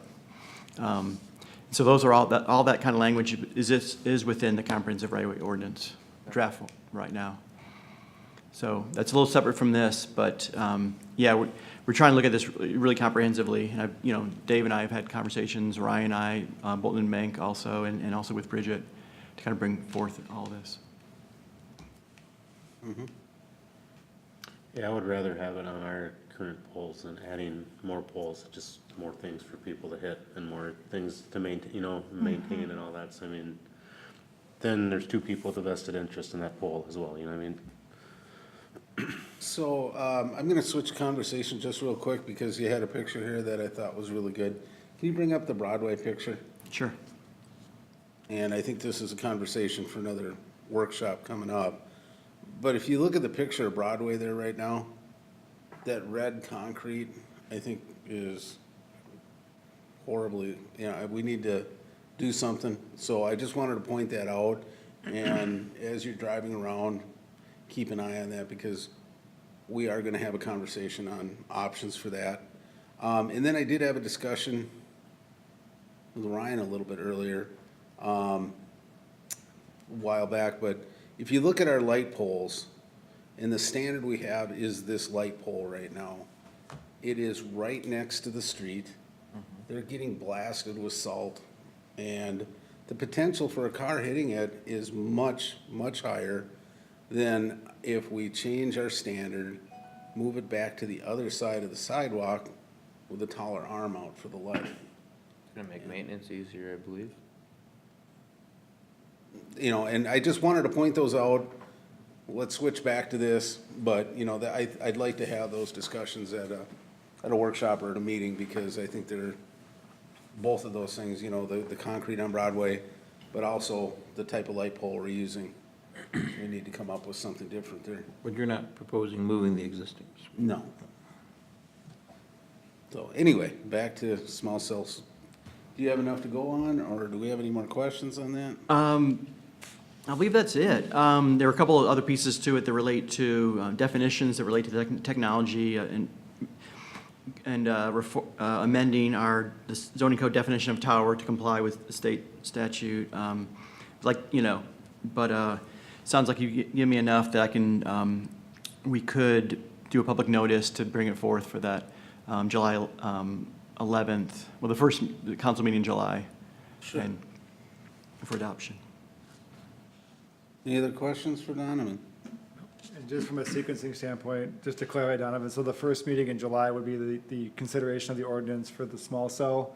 And then at the following workshop would be the comprehensive right-of-way ordinance. And then depending upon feedback based on that, we have the 10-day notification period, then we'll get the comprehensive right-of-way ordinance approved then at the next meeting that we're able to. So probably would be, my guess would be the first meeting in August, because we have that 10-day notification period once the ordinance gets kind of finalized after the workshop in July.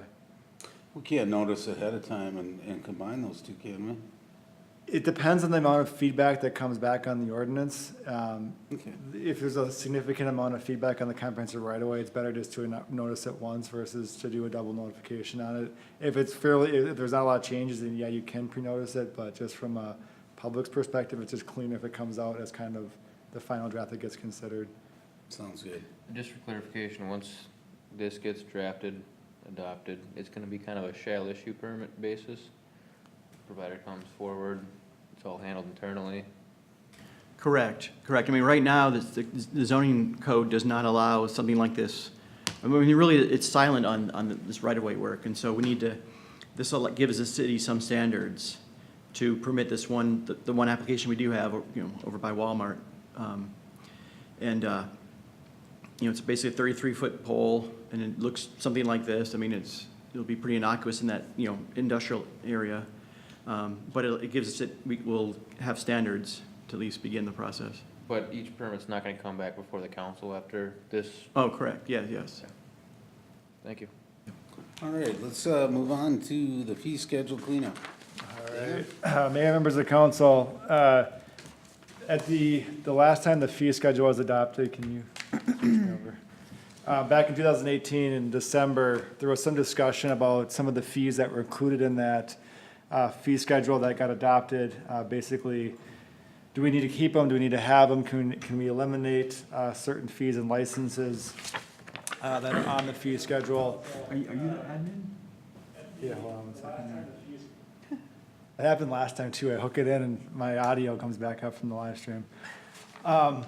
So as part of that, a number of the fees were listed. So I basically summarized the feedback that was discussed during the December meeting.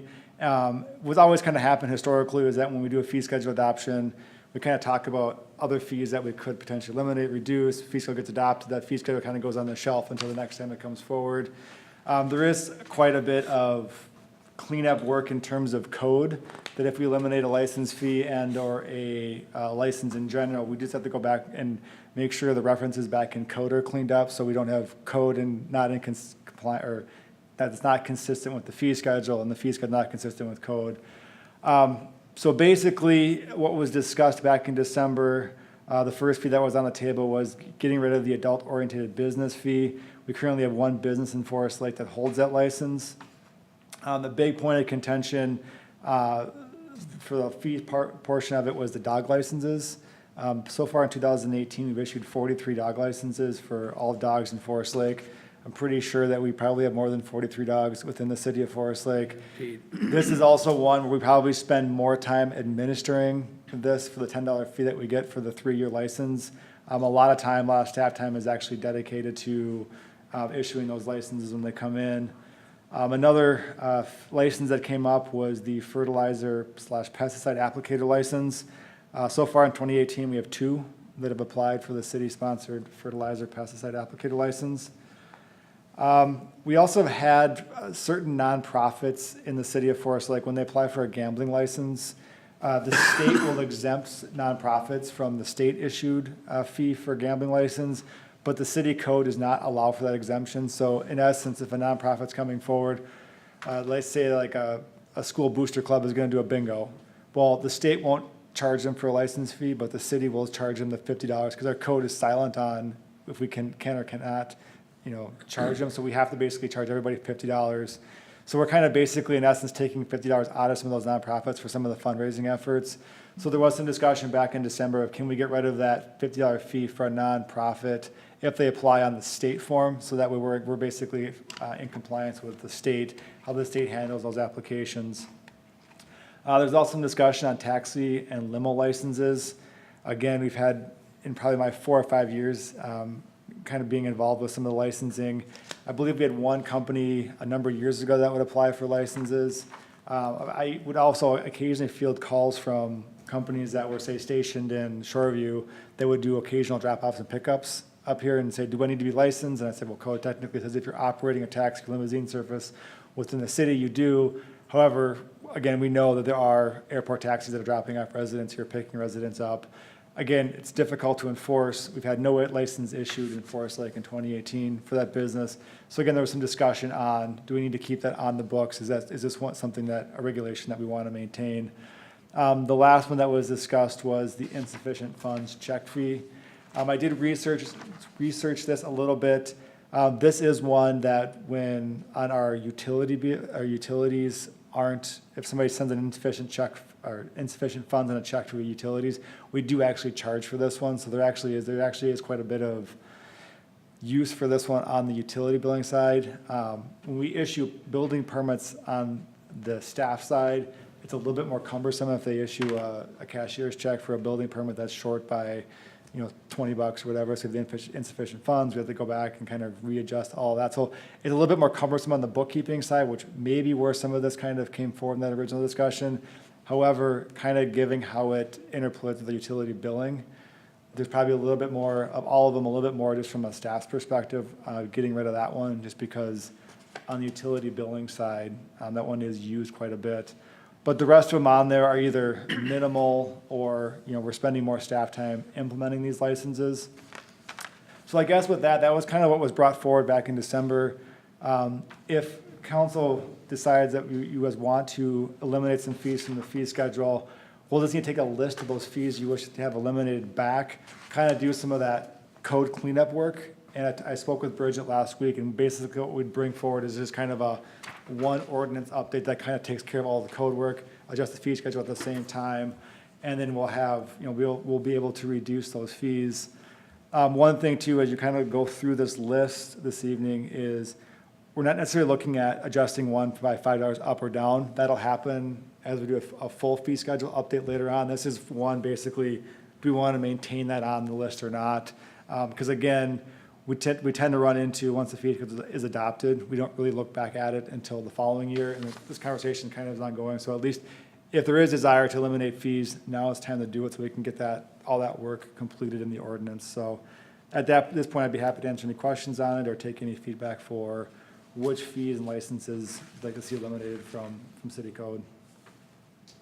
Good, Ed. And Dan, what's the break-even point for, as far as city staff on any permit? It's going to depend on the complexity. I would probably say, and most of these are probably averages, if we have a perfect dog license comes in, this $10 probably covers staff time to issue that. Probably, if it's a perfect application. If we have to chase on any information, if we've had, something that's missing, if we have to mail out the license, we're probably operating at a loss. We've never really, I haven't gone through like, this one's 15 minutes, this one's 30 minutes, this one's 2 hours. In general, I would say we're covering our. If one of your clerks spends 15 minutes with a customer. It's incorporated in the fee schedule. The intent of this is basically to cover staff costs in terms of issuance. There's just a few that are either, like I said, dog licenses are one, it's a 3-year license, it's $10 to issue. If it was, everyone came in with perfect applications and they were hand delivered, we'd be probably breaking even on it. But if we have some that come in online, which you've had better response with our online applications, we're now mailing out the dog license application. Sometimes we have to do follow-up work on that. So once we start getting into that follow-up a little bit more involved, then we start to basically run it at a loss so we're not necessarily recouping that cost of issuing that license. What is page 2, bottom of page 2, moving permit fee? I was just trying to make sure I could articulate to somebody in the public what these things were, and I don't know what that is. Moving within or into the city, permit for moving only, $50. Manufactured home, it's under the manufactured home. Is it under, I don't think it's a different item, so. Different. if it But was yeah, under but a the- manufactured home is it to permit, move, is it to move the a first is to manufactured bring a home? new home in, the second is for moving a home from A to B, I think. I would probably agree with that, but I can double check with building division on that to see if that's actually is the case or not. And then another one, a drain tile. Someone wants to put drain tile on their own property, they need a permit. Some downspouts underground, things like that. Yeah, that one doesn't make sense. And, swimming pools, is there, above ground? I'm kinda curious clarification as to what type of size of swimming pool Yeah, I think everybody needs to go through that list item by item. yeah. I'd be interested in this section of the list in particular, matching what's required for permitting. So if a building permit's required, then the fee. If it's a project that doesn't require a building permit, then obviously no fee. Maybe that's implied. But they're kind of over and above. If you can get a building permit, you still have to go in to get a plumbing permit or a heating permit, Right. Other things. So a drain tile or those would be permits that would tie along with it. I'm gonna throw a few out there. Yeah, but this is. The adult-oriented Signed business, last December. I don't wanna get rid of that one. Okay. I I agree. wanna see it raised up significantly. Which one is that? Adult-oriented business.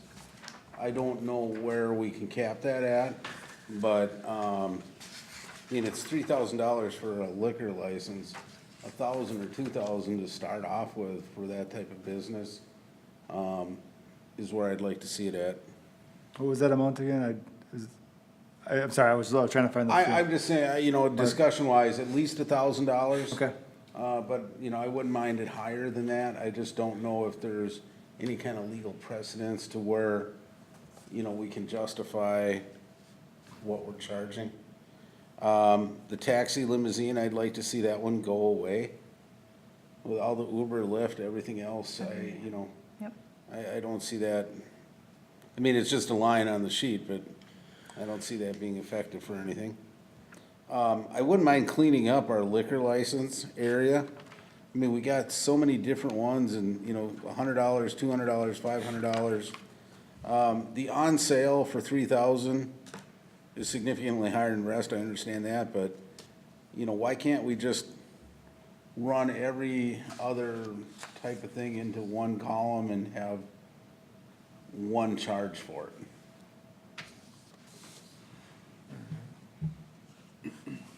I think some of the liquor license fees are potentially mandated by state statute, but I'll take a look into that, because I know we're kind of, with liquor licensing, we work a lot more hand in hand with state licensing requirements as well, so. Yeah, you know, I can verify. micro distillery, cocktail room, $700, micro distillery off sale, 200, Sunday on, Sunday, you know, I would like to get that as narrowed down as we can, rather than having all those different lines. Why is there a charge for a culinary class? Yeah, I was looking at that too. Where was that one? Actually, Serve wine. yeah, that's if you serve one at a cooking class. There's, I mean, if you look at state alcohol regulations, there's I mean, they have it pigeonholed, I mean, they have it very narrow. If you basically do a setup bar, you go with one license. If you do an wine off sale, it's on canvas. sale. It's all sorts of kind of boutique licenses, and that culinary class is one where if you want to do a culinary class and have wine with it, you need to pay. Oh, $100. because of the wine thing. Yep. you mean.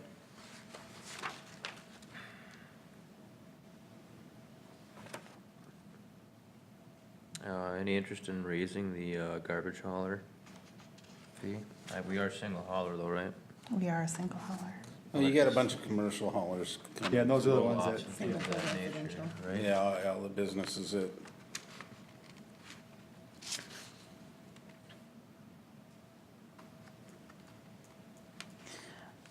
I also, so this fertilizer pesticide applicators, I have a perception that that's not high volume for staff.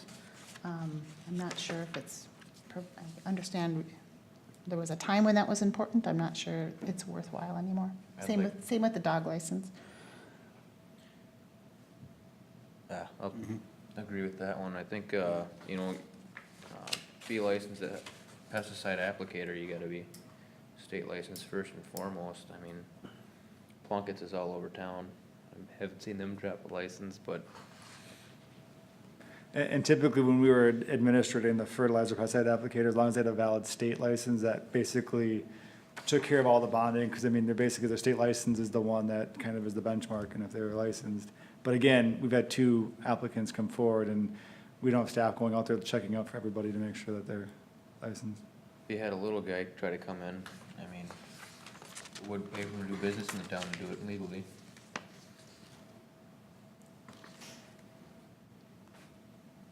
I just got something I'd like to bring up while we're having an open discussion about the fee schedule. About a year ago, I presented to all the city administrators in Washington County on development fees.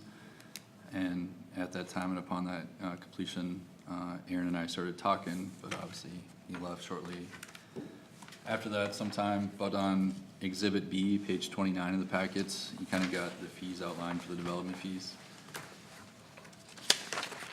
And as stormwater is, you know, obviously changed over the years and the implementation of these fees, a lot of cities south of you and metro-wide have implemented either a stormwater connection fee or a stormwater area charge. Basically, that helps supplement some of the maintenance that obviously comes due with some of these development projects or site developments. You know, that's something we've never implemented in Forest Lake. I just want to bring that up. Certainly, that's obviously going to continue to have more permit requirements as time evolves. And as you can tell, just with the work Dave and his staff have been doing, how much has been kind of overturned and found that needs to be done. And really one of our funds that runs short is the stormwater maintenance there. Certainly could put a lot of information together for you guys for review, you know, but I just want you aware of that a lot of communities south of you have implemented that. Some are pretty high charges, some are just reasonable and just take care of some smaller things, but it's one of those things that we haven't really discussed openly at the council level yet. you make a note of that, Dan, to put that on coming up? Thanks, Ryan. Yep. The comp guide plan amendment application fee, $4,000. Where are we looking? On just below parks, where the planning and zoning starts. Does that take a lot legal, though? I mean, is there offsetting external charges that go against those that? Yeah, that's, I'm interested in, what does it take for effort? It used to take a lot. I mean, for the Headwaters comp plan amendment back in '05, '04, it was about a 153-page document. The latest one we did, one for Timber Ridge, was maybe 10 pages. I mean, pretty much cookbook. So that one, I don't think, the $4,000 does not reflect real city costs. How do we, is there a better way we could describe that or break that into categories to differentiate between the monster one that's high effort versus the standard 10-pager? Well, there are, yeah, I mean, basically, it would be something like a bill back agreement that they would sign, then we could invoice them for the larger ones. Is that typical for cities to have a bill-back agreement for those rather than a fixed rate? I don't know off the top of my head how other cities kind of manage their project. I can definitely look into it to see if, I know for other professional services, we do bill backs and we just basically charge them for legal, we just charge them just for the time that's spent there, not like a bulk charge. But that would allow for this one. We just need to set a rate for the zoning administrator, whatever that rate is per hour, and then. And so like currently, the typical path would be if somebody approached the city to get an amendment, before they even appeared before planning or before the council, they would have to put $4,000 up, even if, to get our pulse whether we would support it or not. Right, and there was a time, there was another one that was submitted, and it didn't reach that point where the council did authorize the submission to the Met Council. Mm-hmm. And, and consulting with the city administrator, I believe that we didn't incur the cost. And so, I think it was proper to refund that one, which we did. That was a very, very special case, but. Yeah. No, I'm just asking the questions because to me, it would make more sense to possibly do a fixed charge of $500 and then a bill back agreement that, not to exceed, $5,000 or whatever, so that they're aware of that moving forward, but yet they're not going to incur the complete cost without potentially getting that back. Mm-hmm. I don't know how often, comp plan amendment question would come up. If it's more than once or twice a year, I think we're probably doing something wrong.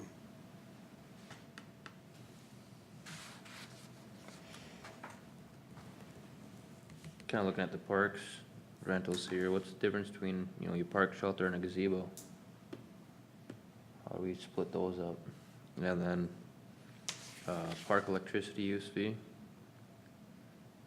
The gazebo is the main gazebo at Lakeside Memorial Park. It's the larger one that we typically, that one has just been set up for a full day. So that one's just, That one is just the full day event. The shelter reservations are for the smaller ones that are Lakeside Memorial Park, and I believe we've added Cedar Park in there as well. We put a new shelter in there, so those are you can rent those for the hour. But you can use them at no charge. That the reservation guarantees you can have it for the 3 hours that you reserve it. But the gazebo just kind of has always been for an event, because if people hold a wedding there, they don't want to come in and just get it for 2 hours. You basically say you have it for the full day, it's $150. But again, like I always tell, if they want to try to use it but not have the guarantee reservation, they're free to use it. That $150 is just for them to get the guaranteed access. what the electrical use fee? The electrical use fee, I believe, is attached to Arts in the Park. So if a vendor comes in and use the city's electrical for their display, they get charged $25, and they hook into the electrical in the park for their booth. Plug it in. For plugging in, Yeah. yep. Mostly goes to the vendors who, they have their opportunity to run their generator, or they can plug into the 220. So, they're pulling some decent juice out there, so. Oh, yeah, 220 hookup for me, yeah. Yep. Ed, I guess it's kind of small one, but under police department, under lockout, $25 to open somebody's vehicle. Number one, I don't really think we should respond to those unless there's a person or a animal in the car. I think they should be calling a locksmith. And I guarantee you, any locksmith is gonna charge you $85 to $100 to come out. You know, this to be a total waste of sending an officer out there. That kinda goes back to, if we had a community service officer, it'd be a little different Yeah, there. and then even if, to take it further with the new cars with all electronic doors and everything like this, you can't get into most of those vehicles unless you have the little bags that you blow up to get inside. So, Well, and what if we and damage if the you vehicle? damage the vehicle, who's on the hook, you know, like, I wouldn't even respond. I would just say we don't call a locksmith. Unless there's a, Unless there's somebody in the car, you know, like a little kid that can't get out, or dog left in there because it's hot, something like that. So, I just wanna go back to the parks one more. Ice rink rental, $15. Then the warming house reservation with an attendant, $10 an hour? we're paying the attendant more than that, aren't we? I hope so. Yeah, that I don't know off the top of my head of, with the warming house with and the rental. I can confirm that that's one and the same or not. I would believe, It's not. is there separate? So the ice rink rental was set up for if the young hockey teams want to reserve the sheet of ice, that'll guarantee them that they can have their practices at a certain time. Then the warming house, so with that ice rink rental, will not open the warming house. That just means that they have, you know, the rights to that rink for that hour for their practice. They know when they go there, they won't. So you can go there for free, but if you want to have it your rink, it's $15, and then the $10 an hour is to open the warming house as well. So if the hockey team wants to have practice and the warming house open, then they'd pay $25 an hour. Or if kids want to have a birthday party down there, you know, they can have free skate, but then, you know, have the warming house open for that hour. So it is kind of two separate deals. But then is the public out? I believe they're not out. I think it's just basically to have an attendant there and the warming house open, because I don't know her schedule, how she does the warming house, but if it's on off hours, then you'd have to have someone be there. Because we don't have the warming house open unless there's an attendant there. Are these rentals published somewhere? I believe Jamie keeps the schedule at the warming house, so people know when the rink is available and when it's not available. And these rates are posted on the door too, in the wintertime. It's on the door if you look at it. Now, the only rinks we rent out are the two by the tower, or? Just one at the tower and Belts. The east rink, the one closer to the senior center, cannot be reserved. It's just free skate. That's free But the skate. east rink, they can still use the warming house, correct? If it's open, yeah. Even if someone else reserved the sheet. Yep, I believe so. You're paying to have somebody there to have it opened up. There's no warming house at Belts, is there? Yep. Or- Okay. But now we charge there, we don't charge for pickleball courts or anything like that, right? No.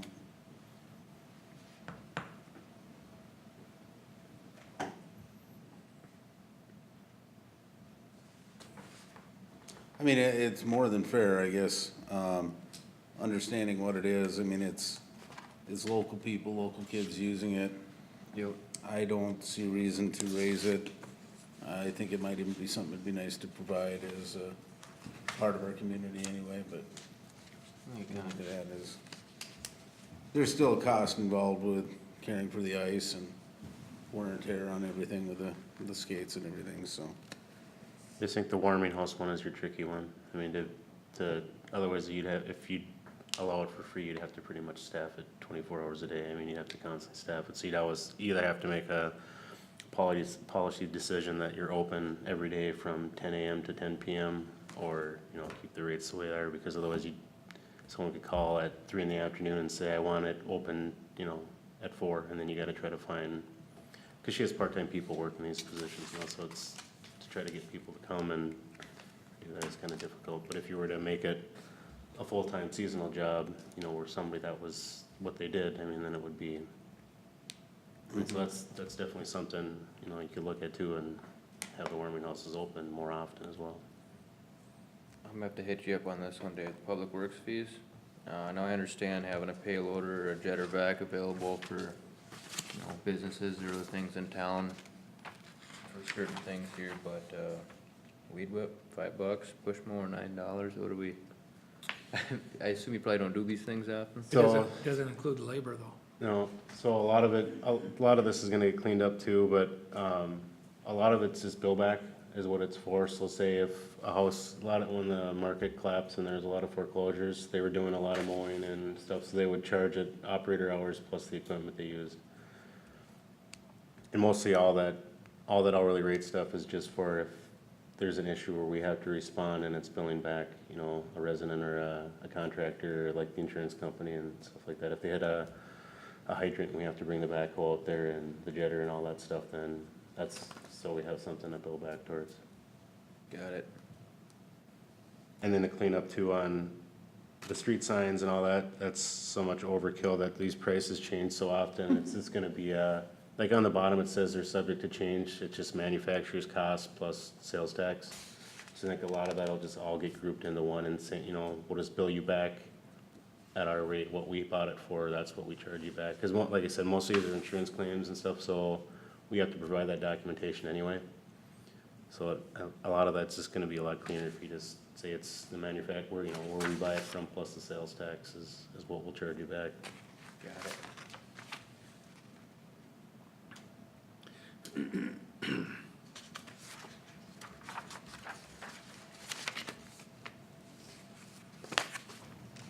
I'd like to offer one thing related to Exhibit B, which is the one that Ryan mentioned earlier regarding the development, fees for development projects. We recently discovered that the building permit fees for the Met Council SAC fees, that for multiple family developments, they weren't doing it per unit, they were doing it per the water meter size. And so I'd like to propose a change to actually clarify that so that, you know, developers know what, you know, that it's not related simply to the number of units in the apartment building or condo, but actual, the water permit size, the water meter size, which, you know, is determined at the time of building permit, but can't be determined, you know, during, say, the zoning review process.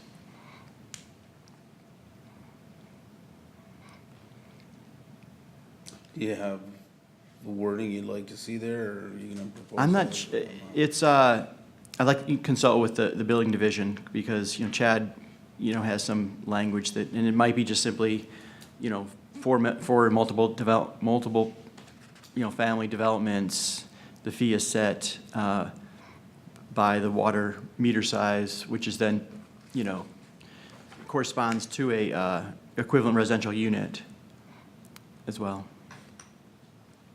There's another document where what Donovan's talking about, but it should be identified right here in Schedule B. Whether it's an addition to the sheet in Schedule B and becomes 2 pages or what, it should all be in one spot. So when we go through this annually, you guys all have everything in front of you. So there's another document out there that's really not related well. What is that called? So at some point, there was a calculation that was made that said, okay, if you're gonna be an apartment building, we're not gonna charge you, if it's an 80-unit apartment building, they're not gonna charge them 80 whack units. They're gonna do the meter size times some formula, and it'll come out to, say, 50 whack units. So at some point, we were, you know, engineering and myself were assuming certain whack charges, and then the contractor developer was getting billed a completely different. And for a number of years, nobody ever cross-checked and nobody didn't know. But now we found that sheet, so we have to either keep going with the way that we've been doing it or decide which way we want to do and stay consistent. Like Ryan said, either, I mean, we can have both of them on there so it's visible, or combine it, or figure out what exactly we want to do. Yeah, let's get that lined up. Together, the secondary formula seem conforming to Surprising.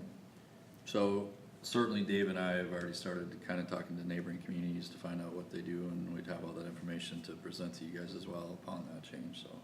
Okay. And this is like a relatively recent, was a couple months ago, wasn't it, that this was kind of, A couple of months ago it was discovered, but it's been different for multiple years. So how do we do it for, the new apartment they're building downtown here? That's where we caught it. yep. Okay.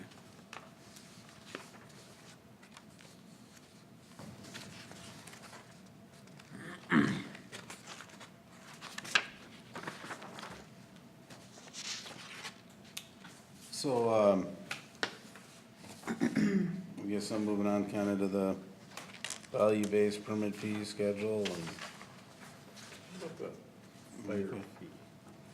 fire department, Yeah, I could- fire inspector. Am I missing something? Because it says determined elsewhere in this schedule. Fire inspection permit fee. See exhibit.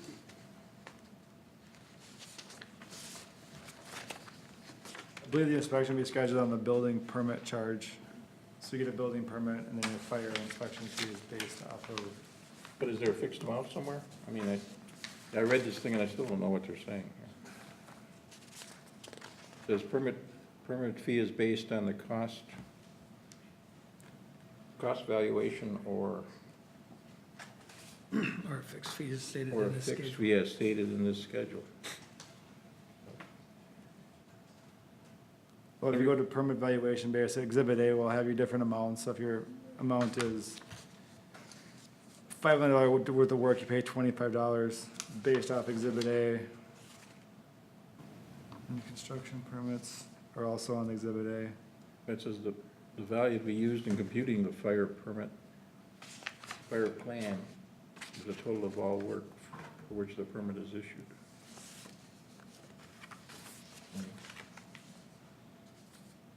So are we saying if it's an existing building and they're going back, there's no fee? I'd have to get clarification I mean, from, this thing doesn't make sense. No, yeah, I didn't even look at that, I didn't go through it, but good catch. And if right now, we don't have a fire inspector, but I think going down the road, we will. So I think this should be clarified as to. Well, and I'm looking at the one down below, hazardous materials storage tank, $4,150. So is that every tank at every gas station, everything? again, I'd have to go back and get clarification what, I mean, that might be an underground storage tank, but again, I'd have to go back and get, And that would be a yearly, or is that just for new construction?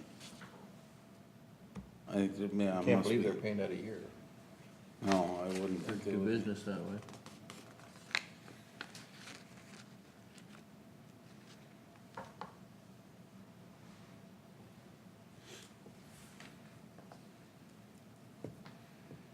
We might have to have a definition of what's hazardous material.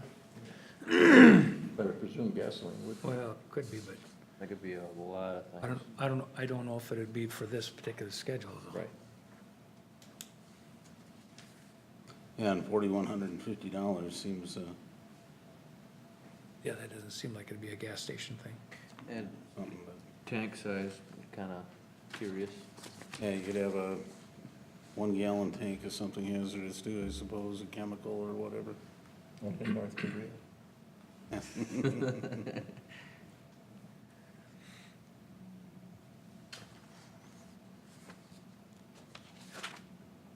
So where are we going with this thing? Yeah, I'd like some clarification on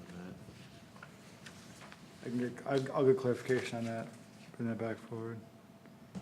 I mean, I understand if we got a business in town that's working with, caustic soda or other acids, but But I would think most businesses are licensed by the state if they're doing anything hazardous. true, I'm not thinking on an Begin with. annual basis, maybe just, Yeah, one time.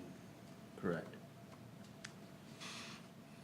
Yeah, I think it'd be relevant to get that clarified from our fire chief.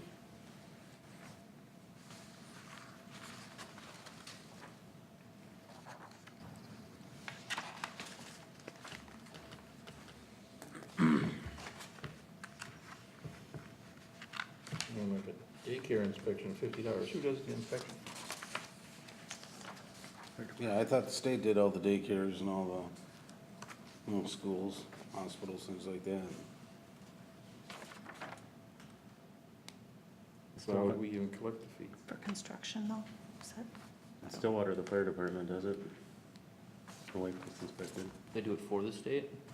They do it for city, cause you have to have fire extinguishers and alarms and carbon monoxide detectors, and they all have to be functioning, and you have to have escape routes and all that stuff. So before the county licenses you to have your operating permit, then they have to sign off that you're within compliance. That's annually? One time, right when you first start your business.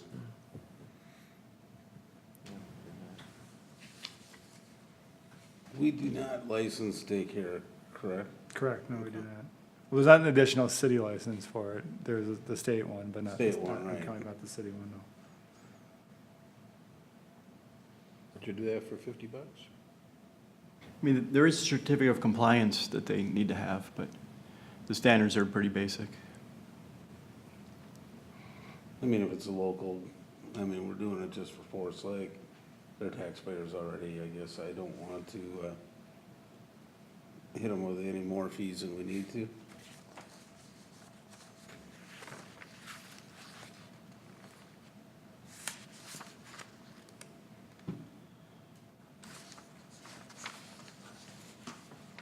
Anybody else have any discussions or questions on any of the fees here?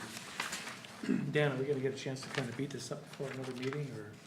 Yeah, so the plan would be, just so I can kind of summarize, the ones that we talked about for elimination was the taxi, limo license, the fertilizer pesticide applicator, and the dog license, were the three that we kind of talked about. Right. Getting rid of those ones.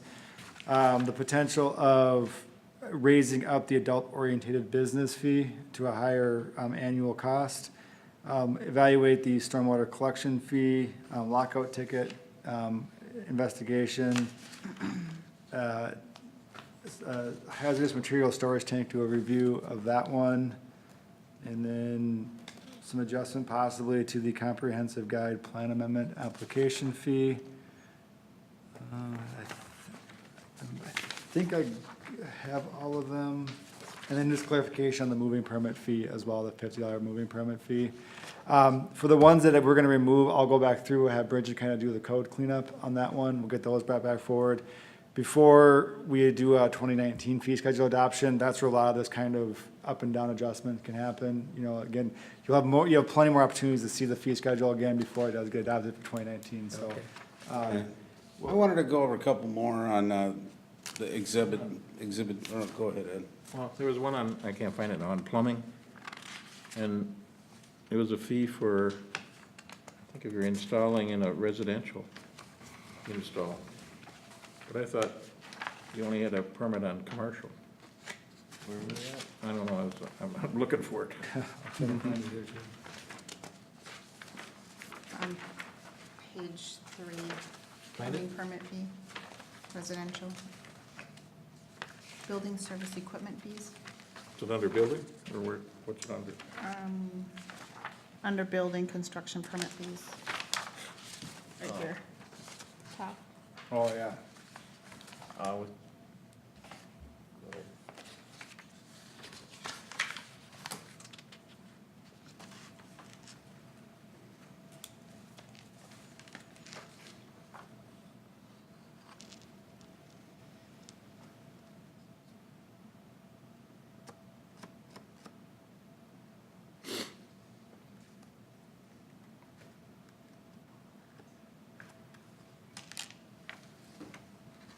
So if a person buys a water heater at Home Depot, they have to pay, the plumber has to pull a permit to install, or they have to have a plumber do it, or what do we I say? believe that's true. That's true. They on can't both install, accounts. they can't install it themselves with no permit? I think you have to have a permit either way. I just thought in the residence you could do your own. Yeah, you can, but you still probably need a permit. You can plumb your whole house, it's, you know, but you still know have to what have a you're permit. Yeah, and I think part of that's required just with our ISO rating, to have those inspections in there.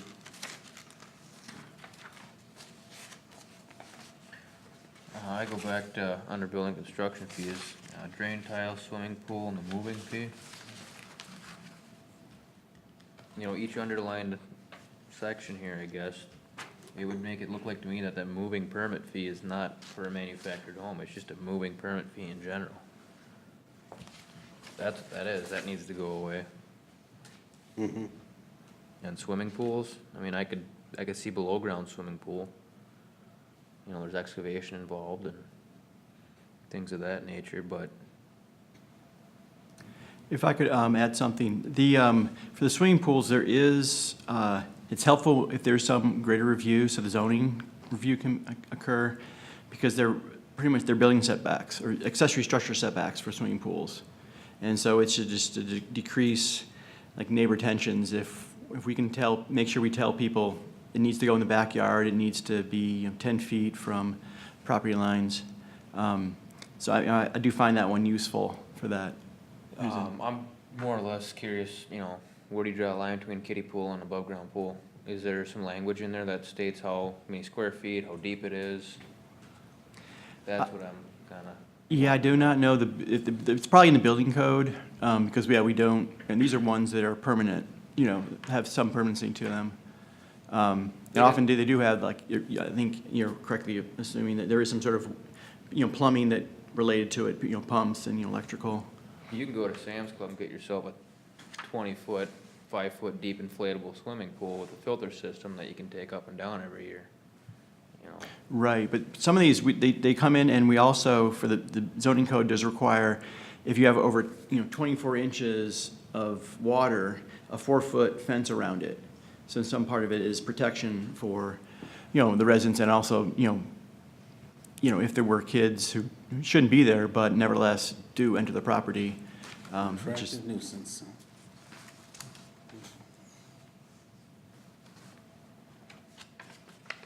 We can I'll go back to the code on that one and see if I can't find clarification on the pool definitions.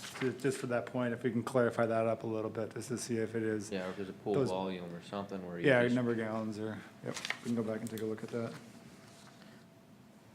Dan, when you went through your list, and maybe we didn't have a long conversation about it, gambling license, was that one that we had wanted to review pulling off? Yeah, good catch. There was a discussion at the last, back in December, about just on the nonprofits. Yeah. I think the conversation back in December was there was consistency with if they're a for-profit entity or like a long-term, like a pull tab location, to maintain that $50 fee. But if it's kind of if they're able to apply on the state exempt fee, because we get a lot of pushback, a lot of, you know, nonprofits come in and say, well, the state's not charging me any fee, I don't have to charge a fee. And I'm like, well, technically, according to code, we do. So there was some issue or some conversation about getting rid of that for nonprofits. I'm okay with pulling back on that to be consistent with the state. If it's you know, bingo at St. Peter's Church, Yeah. Sure. no need to The charge question I a have, fee in my though, if perspective. you're not a nonprofit, or can you legally gamble? Where's that line drawn? You know A what I pull mean? tab set up in a bar, I think we should still prop you. Yeah, but it's Yeah. still going to a nonprofit. You know, that money goes to a nonprofit, like FLA, for instance. So at what point, you know, it says gambling license, but We've deferred back because there are certain, our actual gambling application is done in the state form. So we use the state, I think it's the L120 or L1120.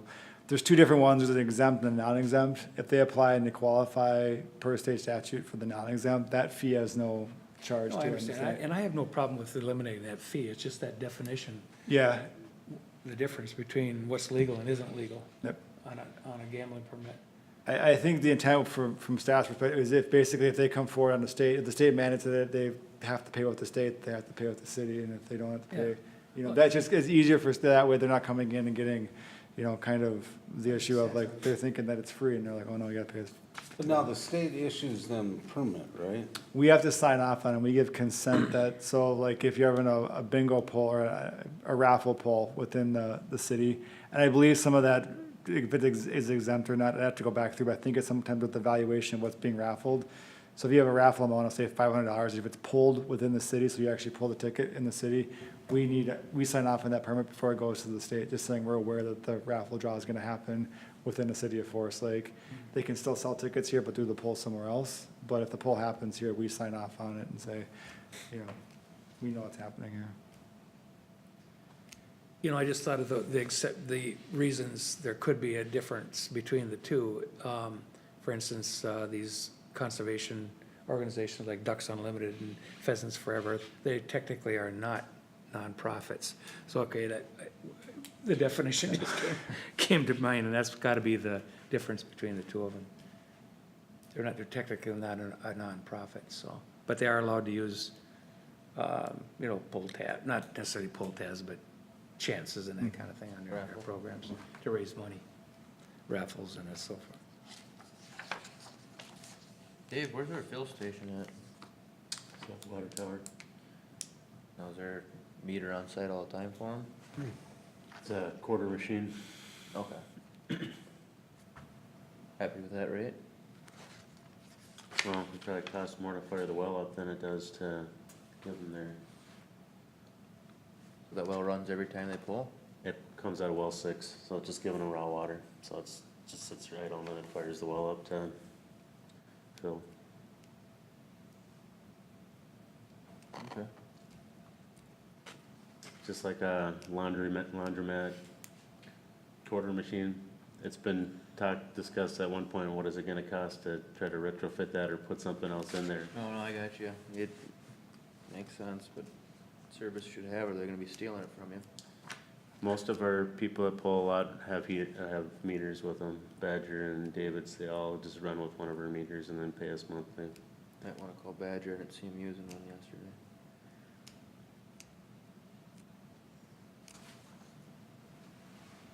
All right, solicitor, there's no charge for that. That is actually the state statute. We cannot charge for, or actually it's state or federal regulation that came down. We can't charge for a solicitor permit. It's impeding interstate commerce.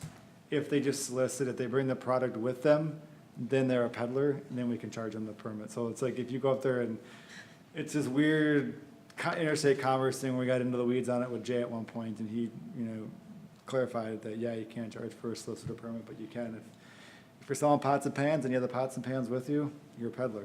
If you're selling pots and pans to be delivered at a later date, you're a solicitor. That was my next question, you hit that one. It was an interesting, because we used to charge for both, but we found out we couldn't charge for solicitor.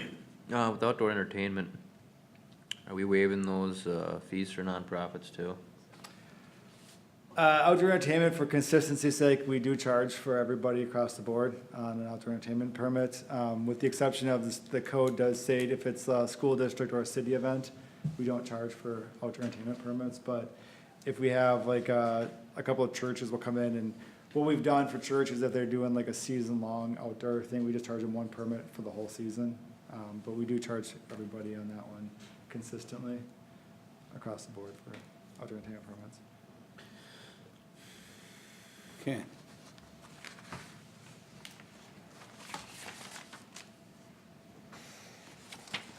I'd like to go to the back to kind of clarify Exhibit B, fees for development projects.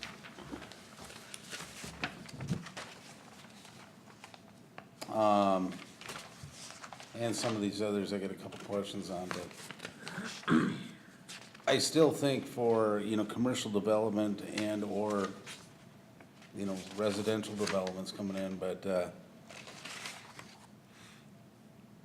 how we bill and the percentage, private, public improvements, 100% of the costs, landscaping at 75%. I just think, it putting a lot of pressure on the developers to have to carry all that extra letters of credit. How often do we end up having to go and do a bill back or deal with a letter of credit? Well, I believe Ryan's had some experience with that, and, the most related to during the big economic downturn. Things are great. developers complete their projects, but it's kind of the insurance policy for when they don't. I think we are due for a conversation around what does constitute a private versus public improvement. Because we gotten some pushback from developers on that our definition was a little too expansive as far as, what we were collecting the letter of credit for. And that, they argued that for private improvements, well, maybe you should,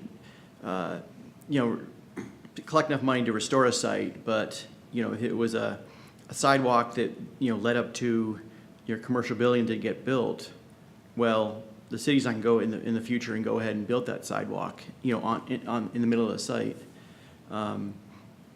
But to change that would require some policy change or some clarification from council around, what is a public improvement? And I think that, that would be beneficial.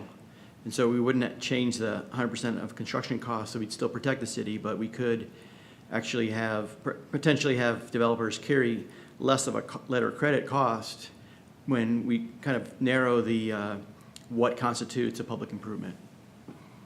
I'd like to clarify that, and I'd like to come up with a new policy that's a lot more developer friendly. Even when we had the downturn, I don't think, the city isn't gonna go in and complete a project. They're going to secure a site, make it safe.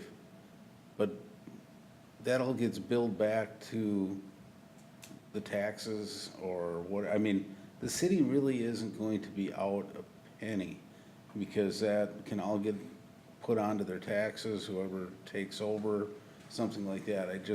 I see very limited risk from the city standpoint, but yet it's a lot tougher for developers to, and especially small developers, local business owners, things like that are, if they want to expand their business, if they want to put a new building up in town, and they don't have the, multi-million-dollar letter of credits to throw around, but, have to actually go to the bank and say, I need $1 million worth of financing for this building, but, oh yeah, I need $1.5 million letter of credit for the city as well. And then that letter of credit is hanging out there until the city decides to give it back.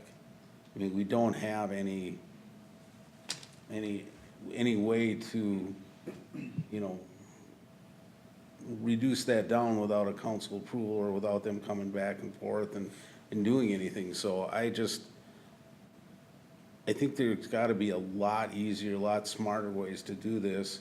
And, a letter of credit for X percent, whether it's 10% or 50% or whatever it is,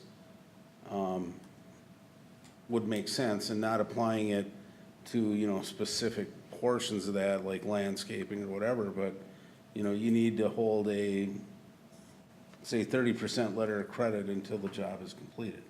Something along that line where we have a substantial amount, but obviously I can't see the city completing a private building or anything else. You're gonna secure it to the point where it's safe. That's gonna get applied, whatever costs we have get put onto the, the taxes of the building. But I just don't see where these letters of credit are that big a tool for the city, and yet it's a big encumbrance for developers that are coming in. Yeah, go ahead, Ryan. So when you look at the first three lines in Exhibit B, that's confusing to me too. I don't know what really two of those mean, because on a letter of credit, if it's a subdivision, say public-private infrastructure, we've always done 100%. At one point we had 125%, right? And then at some point a few years ago, on the site improvements, we went down to 75% of the site improvement, right? And then somehow we got back to this. And I honestly don't know how that switched again, but what we've done on some sites here recently is looked at what public involvement is there, what improvements are being done in the public, or what work is happening in the public right away. 100% of that, right? And then we've looked at the sites, we cover landscaping, and then basically what happens if they go bankrupt and leave tomorrow? How would we come in and site grade, shape to drain, and restore the site? So we've done that on site improvements in the last year, instead of the full 100% for their whole private improvement. So I think the city's obviously protected in that aspect than for the stuff within the public right of way. Now, the more work that's done in the public right of way, obviously, those costs escalate pretty high. For instance, Lighthouse Lofts, obviously, you've reconstructed Second Avenue, you know, that's much higher than what we did over at Timber Ridge Apartments and had a utility connection in the road. So, and then some sidewalk with Timber Ridge. So I think we've been more than fair with the developers and, you know, since we've been doing this, obviously, maybe we wanna change what we have written here, because that's confusing, that's never been done in the last 20 years. So, Sounds good. Reflect because what's like, actually happening. landscaping would be rolled into just one letter of credit, you're not gonna have separate letter of credits for the jobs, unless the project wanted to come in and do a site grading before they got approval, and we've done that with developers. Hey, you can proceed at your own risk, just like Chestnut Creek did. I think even Arbor Ridge even did that, right? And then they post a separate agreement, surety for the grading. Then you come in with the regular development agreement, and then other stuff goes away, and you still got the development agreement then, so. But certainly we can look at cleaning that up to be more transparent with practices and procedures that are occurring.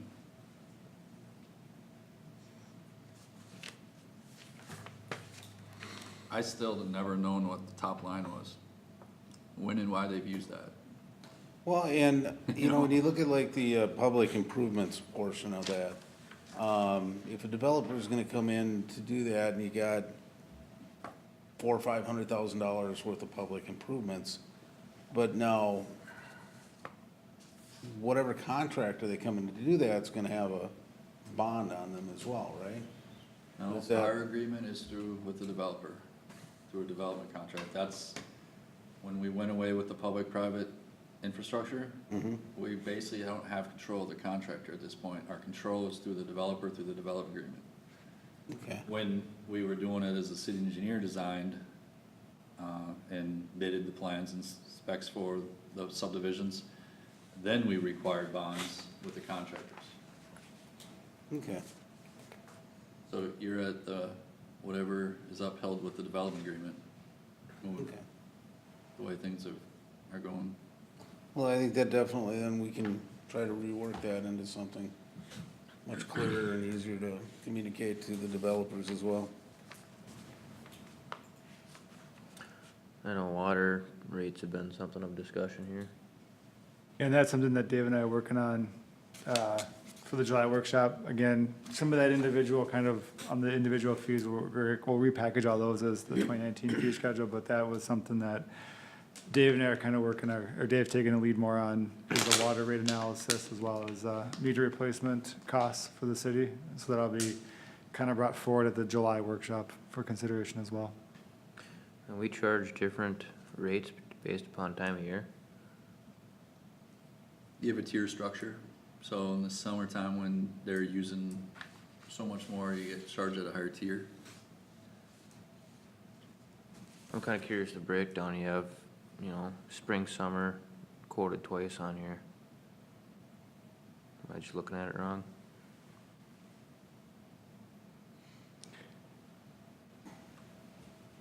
You know, under $3.67, and then at the last line, $4.79. It's based off of rate, so 5 through, and then you come up to the next one. Got it, I didn't miss that break, thank you.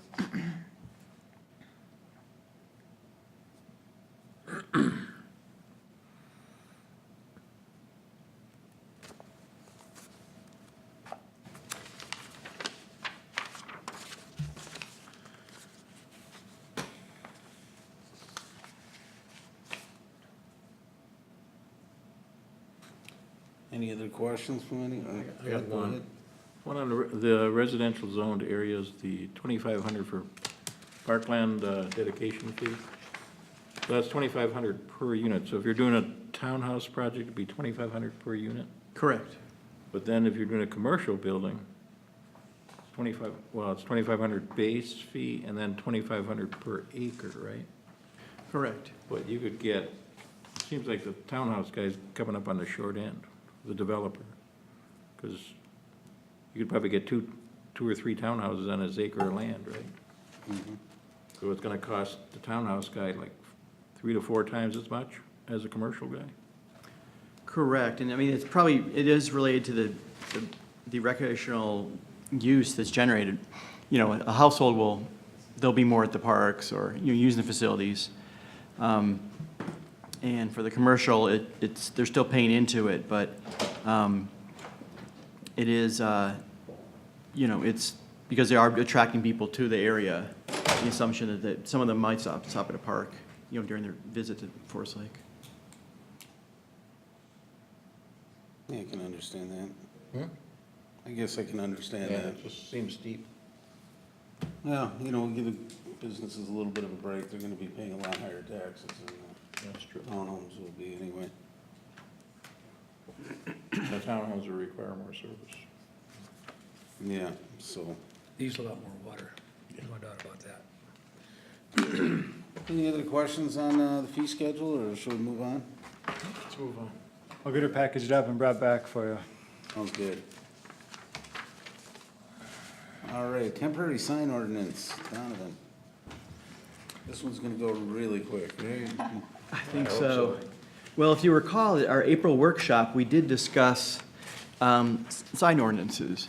And there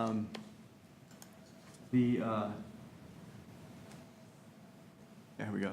And there was a broad conversation about everything, and then I took it to Bridget, and she said, that's a really big project, and I don't know if council's really has that appetite, and if you look at part of the memo, there was a League of Minnesota Cities, 7 pages simply on election signs. So you can imagine, if you looking at the whole sign code, what sort of project that could be.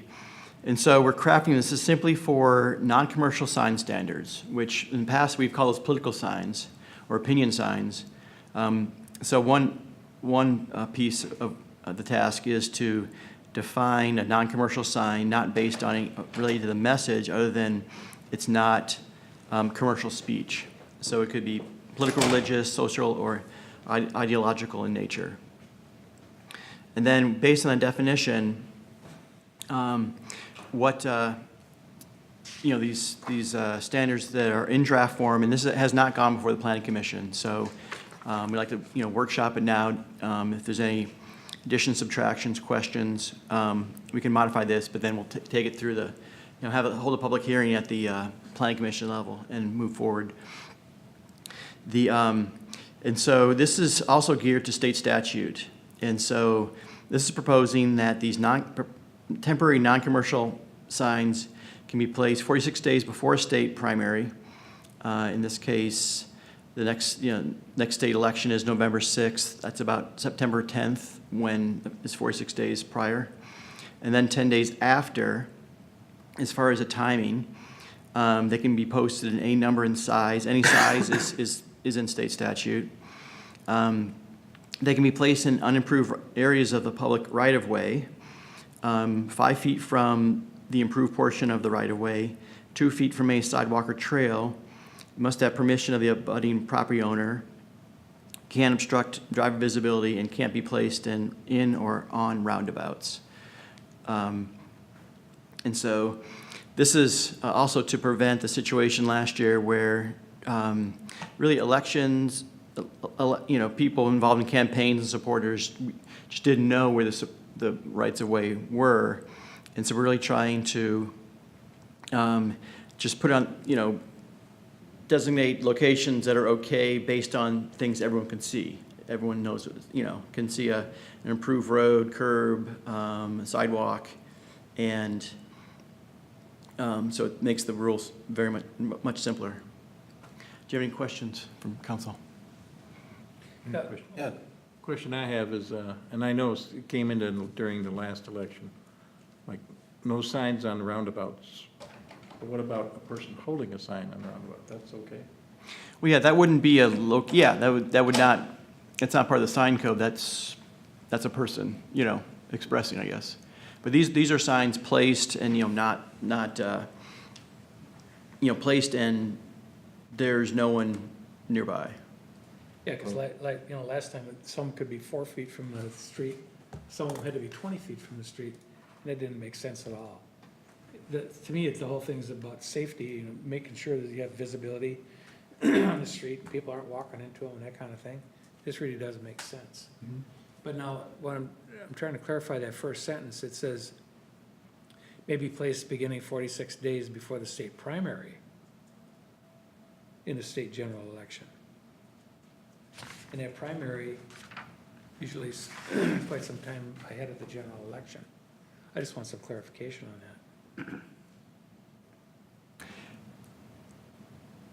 that. That's 40, I was referring to we've already had the primary, and I incorrectly stated that was related to the election.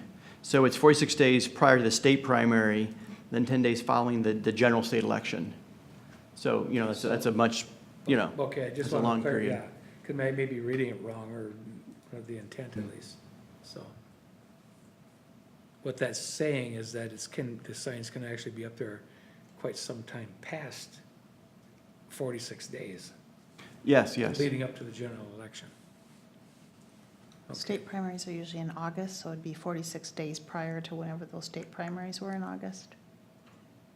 That's quite some time. So and this is what is in state statute, and then you can't limit the size of these signs during that time, as a Right. local jurisdiction. Right. But is there a time limit we can impose on how long the signs can be there? 90 days, 120 days? I mean, it's a temporary sign, so how long can a temporary sign be up? Well, according to this, it'd be 46 days plus the time between the primary and the general election plus 10 days. But what if somebody puts a sign up that isn't a campaign sign?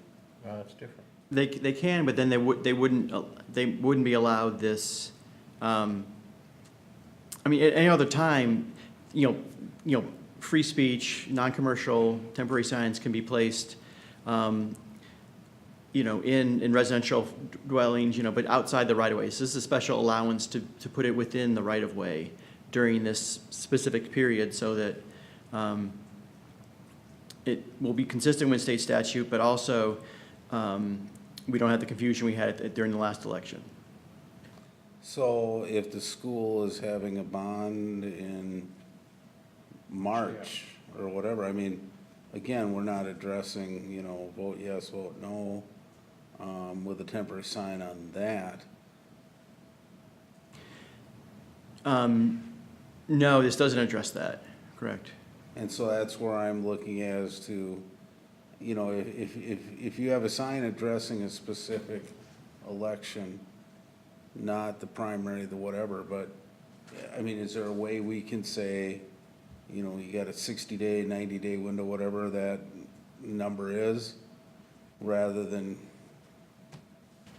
it sounds like, for something like that, we haven't addressed it at all. I kind of have an issue just calling them non-commercial signs in general. You want to clarify things to a layman. If they don't know what non-commercial means, they're not going to know it's going to be applying to, a political campaign or an election sign. The other thing I look at is you see signs out all the time, slow down children here, drive like, your kids live here, you'll see these signs. Technically, I can't have it at the end of my road, would be in the right of way, out by the street where cars are gonna see them, where kids get hit by vehicles, that kind of thing. This is gonna fall under those types of signs, correct? No, that would, that wouldn't be related to an election, No, but it would fall under a non-commercial, would it not? Yeah, they could put them in the right-of-way subject to these standards, during those other times, certainly. We're not saying you can only put political signs in these locations in this period. We can't, the city can't regulate content like that, so you're correct, we could, but. I think the clarification is typically those signs are prohibited from a city any of those signs would be prohibited from a city right away, but because you can't limit political speech, these are the special rules for those political related signs. And for that period of That's the time when way I they're understand allowed within the city right away. So I think the sign that you're talking about, so the sign that he would talk, children present, please slow down, would not be allowed in a right-of-way, correct? Well, it would be during this time. I mean, it's During really, this time, it's really not, yes. if it doesn't have a commercial Yes. message. Right. The city can't regulate, slow down for kids versus, Ryan Goodman for mayor, So the law's gonna allow this period of What's time on? where it's, I don't know, Maybe. What about the other legal requirements, ownership, things like that, that isn't addressed here at all? Yeah, as far as, like, for For a political sign. Yeah, for political signs? No, that, and I'm not sure where the intersection of like state regulations, matter. I mean, whatever, if there is some other. But I mean, we're making our ordinance, why aren't we, making sure we have, those types of things on it as well?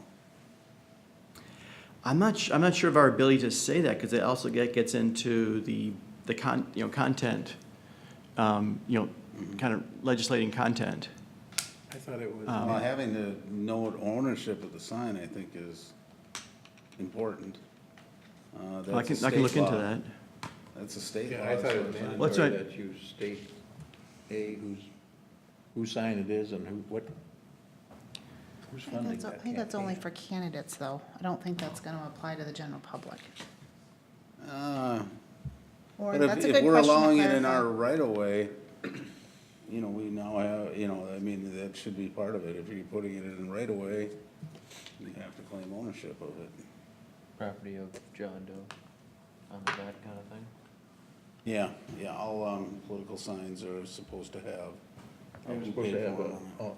either a phone number, or email, something. A disclaimer, right, that's what it is. Right, disclaimer, yeah. We list on here at least 5 feet from an improved portion of the right-of-way. So if there's an electrical box, sometimes those the utility lines, are we talking about 5 feet away from that also? Improved surface. Or is that just from the sidewalk curb? Yeah, the improved would mean the city definition, so it's the edge of gravel or a curb. Okay. And that, the utility box is a private utility, so it's not a city improvement. So we could state that so it's obvious for people who don't know city definitions. Is that helpful? I don't know. Okay.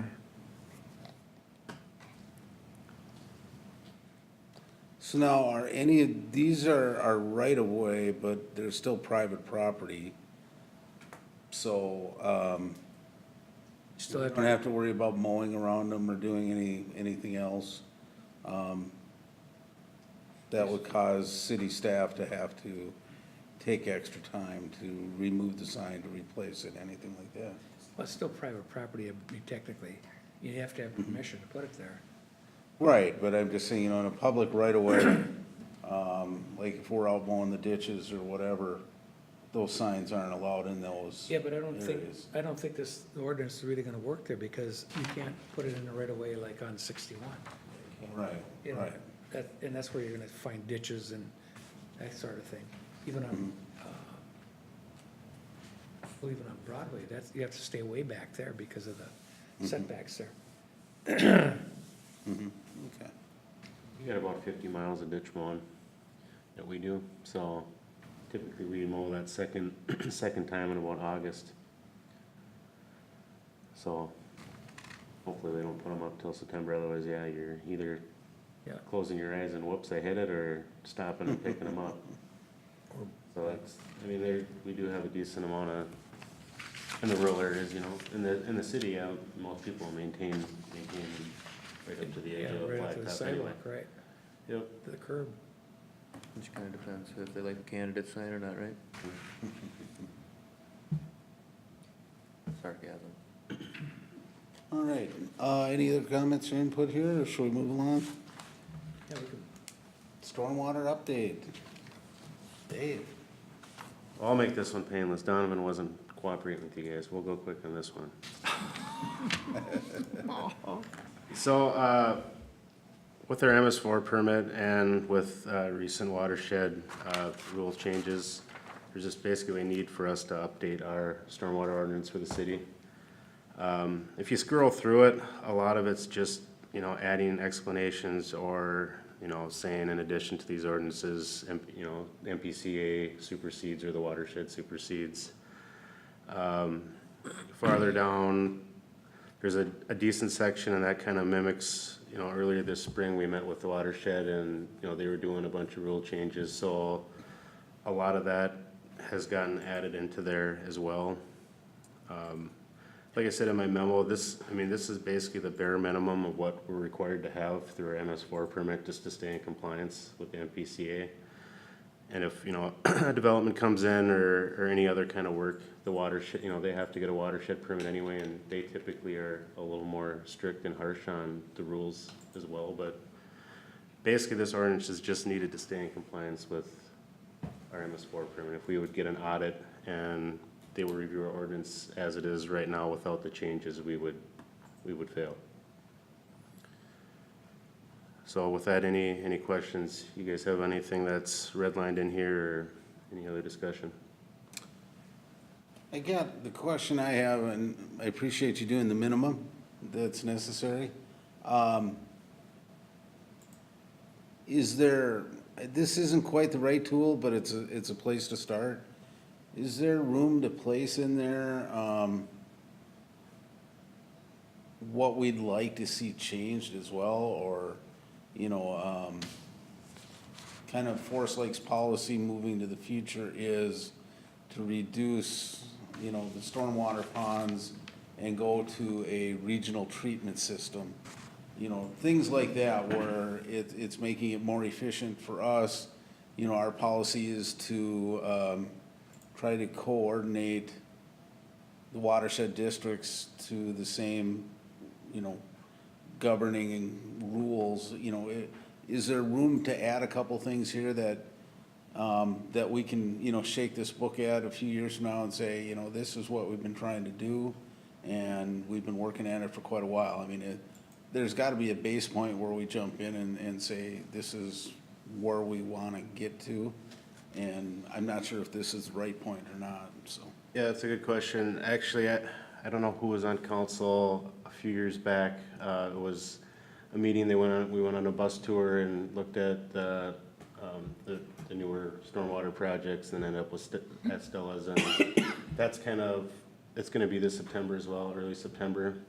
And that's kind of that, I think, is that time, Ben, where you wanna have that meeting of this is what we wanna see in the next, you know, the last one was we need to start sweeping streets. We need to use reuse of water, you know, and a lot of these things have come true or have happened, and that's how you get your grant money as well, you know, so that'll be part of the actual, you know, discussion there is, you know, okay, we're here right now, where do we want to go in the future? And I think that would be the good time with the, you know, the regional stormwater, and I think it would help us a lot, of, you know, while also with grant funding, say, okay, we want to build a big regional storm pond down south, down by Fenway, and start having developments and commercial go into it. Well, you could secure some grant funding for that in the future.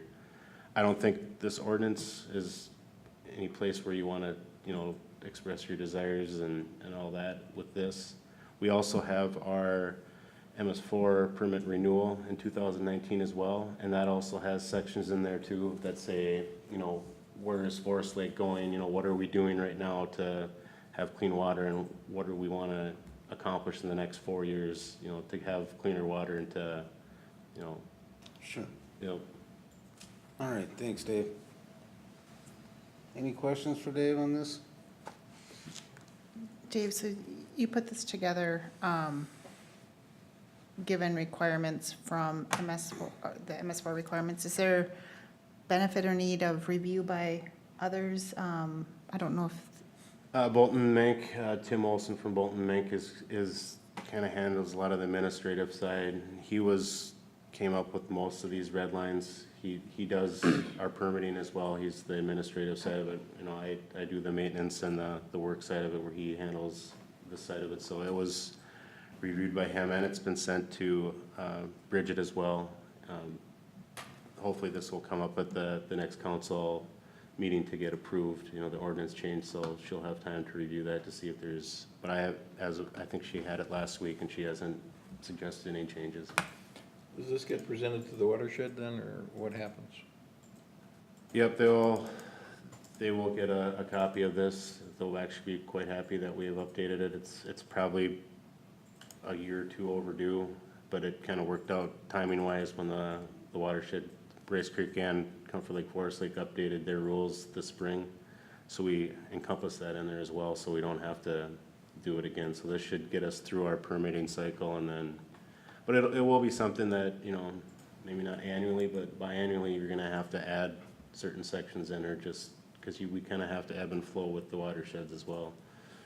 So we just have to stay consistent with everybody around, because we don't want to say, okay, yeah, you can do this, where the watersheds say you can't, and then Can't you're do just conflicting each other. You know, it just makes it difficult for everyone involved. But they'll have their chance to review it. Yep. But, yeah, to that point, it's the bare minimum, so anything in here is exactly what they're requiring require. plus more. Yeah. On certain aspects, they'll require more, even the MPCA may require more. So it's basically, this is what our bare minimum, and anything else will be, you know, subject to the watershed or MPCA rules on top of what we require. All right, thank you. Any other questions for Dave? All right. Now to the stained concrete maintenance. Just the one on the road in the picture. Well, I just wanted to point that out so that we could come back to that right there, so. And, I don't know, Dave, have you gotten any estimates or anything on? Last year, we had brought this up in the fall, I think. I had reached out to a contractor. They kind of, when you're asking for numbers, they sometimes think you're fishing and you want to try to get an idea. So he gave me a rough idea, about $1.75 or so a square foot. We have about 60,000 square foot, so about a little over $100,000 to do all of Broadway and then the roundabouts, you know, the medians and the shoulders. And that would include pressure washing and then sealing the cracks and then putting I think it was a polyurethane sealer on top. And I just, you know, I think we should maybe all kind of take a look at what's there now. I think there's gotta be something less than that, you know, with a stain or something else. I don't know, having to seal the concretes and, you know, put a full polyurethane on it or not, but I would think that there would be a nice looking stain or something else that could be put on there and kind of get it into our, you know, biannual or maybe once every 5-year maintenance program to keep those roads looking nice. But I just think what's there now is so faded and bland that it almost detracts from the road rather than adds to it. Yeah, that's it looks great when you first put it in, but you're buying yourself a maintenance nightmare. I mean, just no different than if you put a stamped concrete driveway in your house or a sidewalk. It's, you know, you just bought yourself a biannual maintenance project, you know,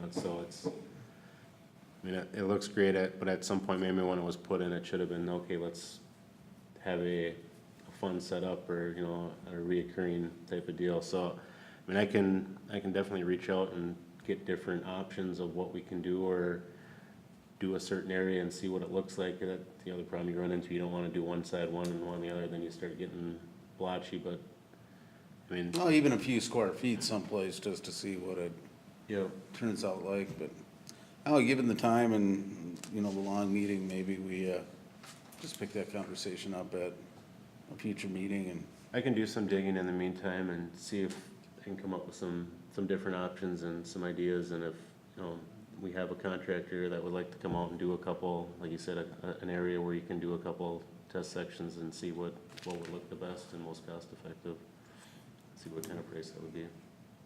So I'll work on the back end till we bring this up again. Perfect. All right. Anything else to bring before the council tonight? I'll look for a motion to adjourn. So moved. Second. All those in favor? Aye. Aye. Meeting adjourned.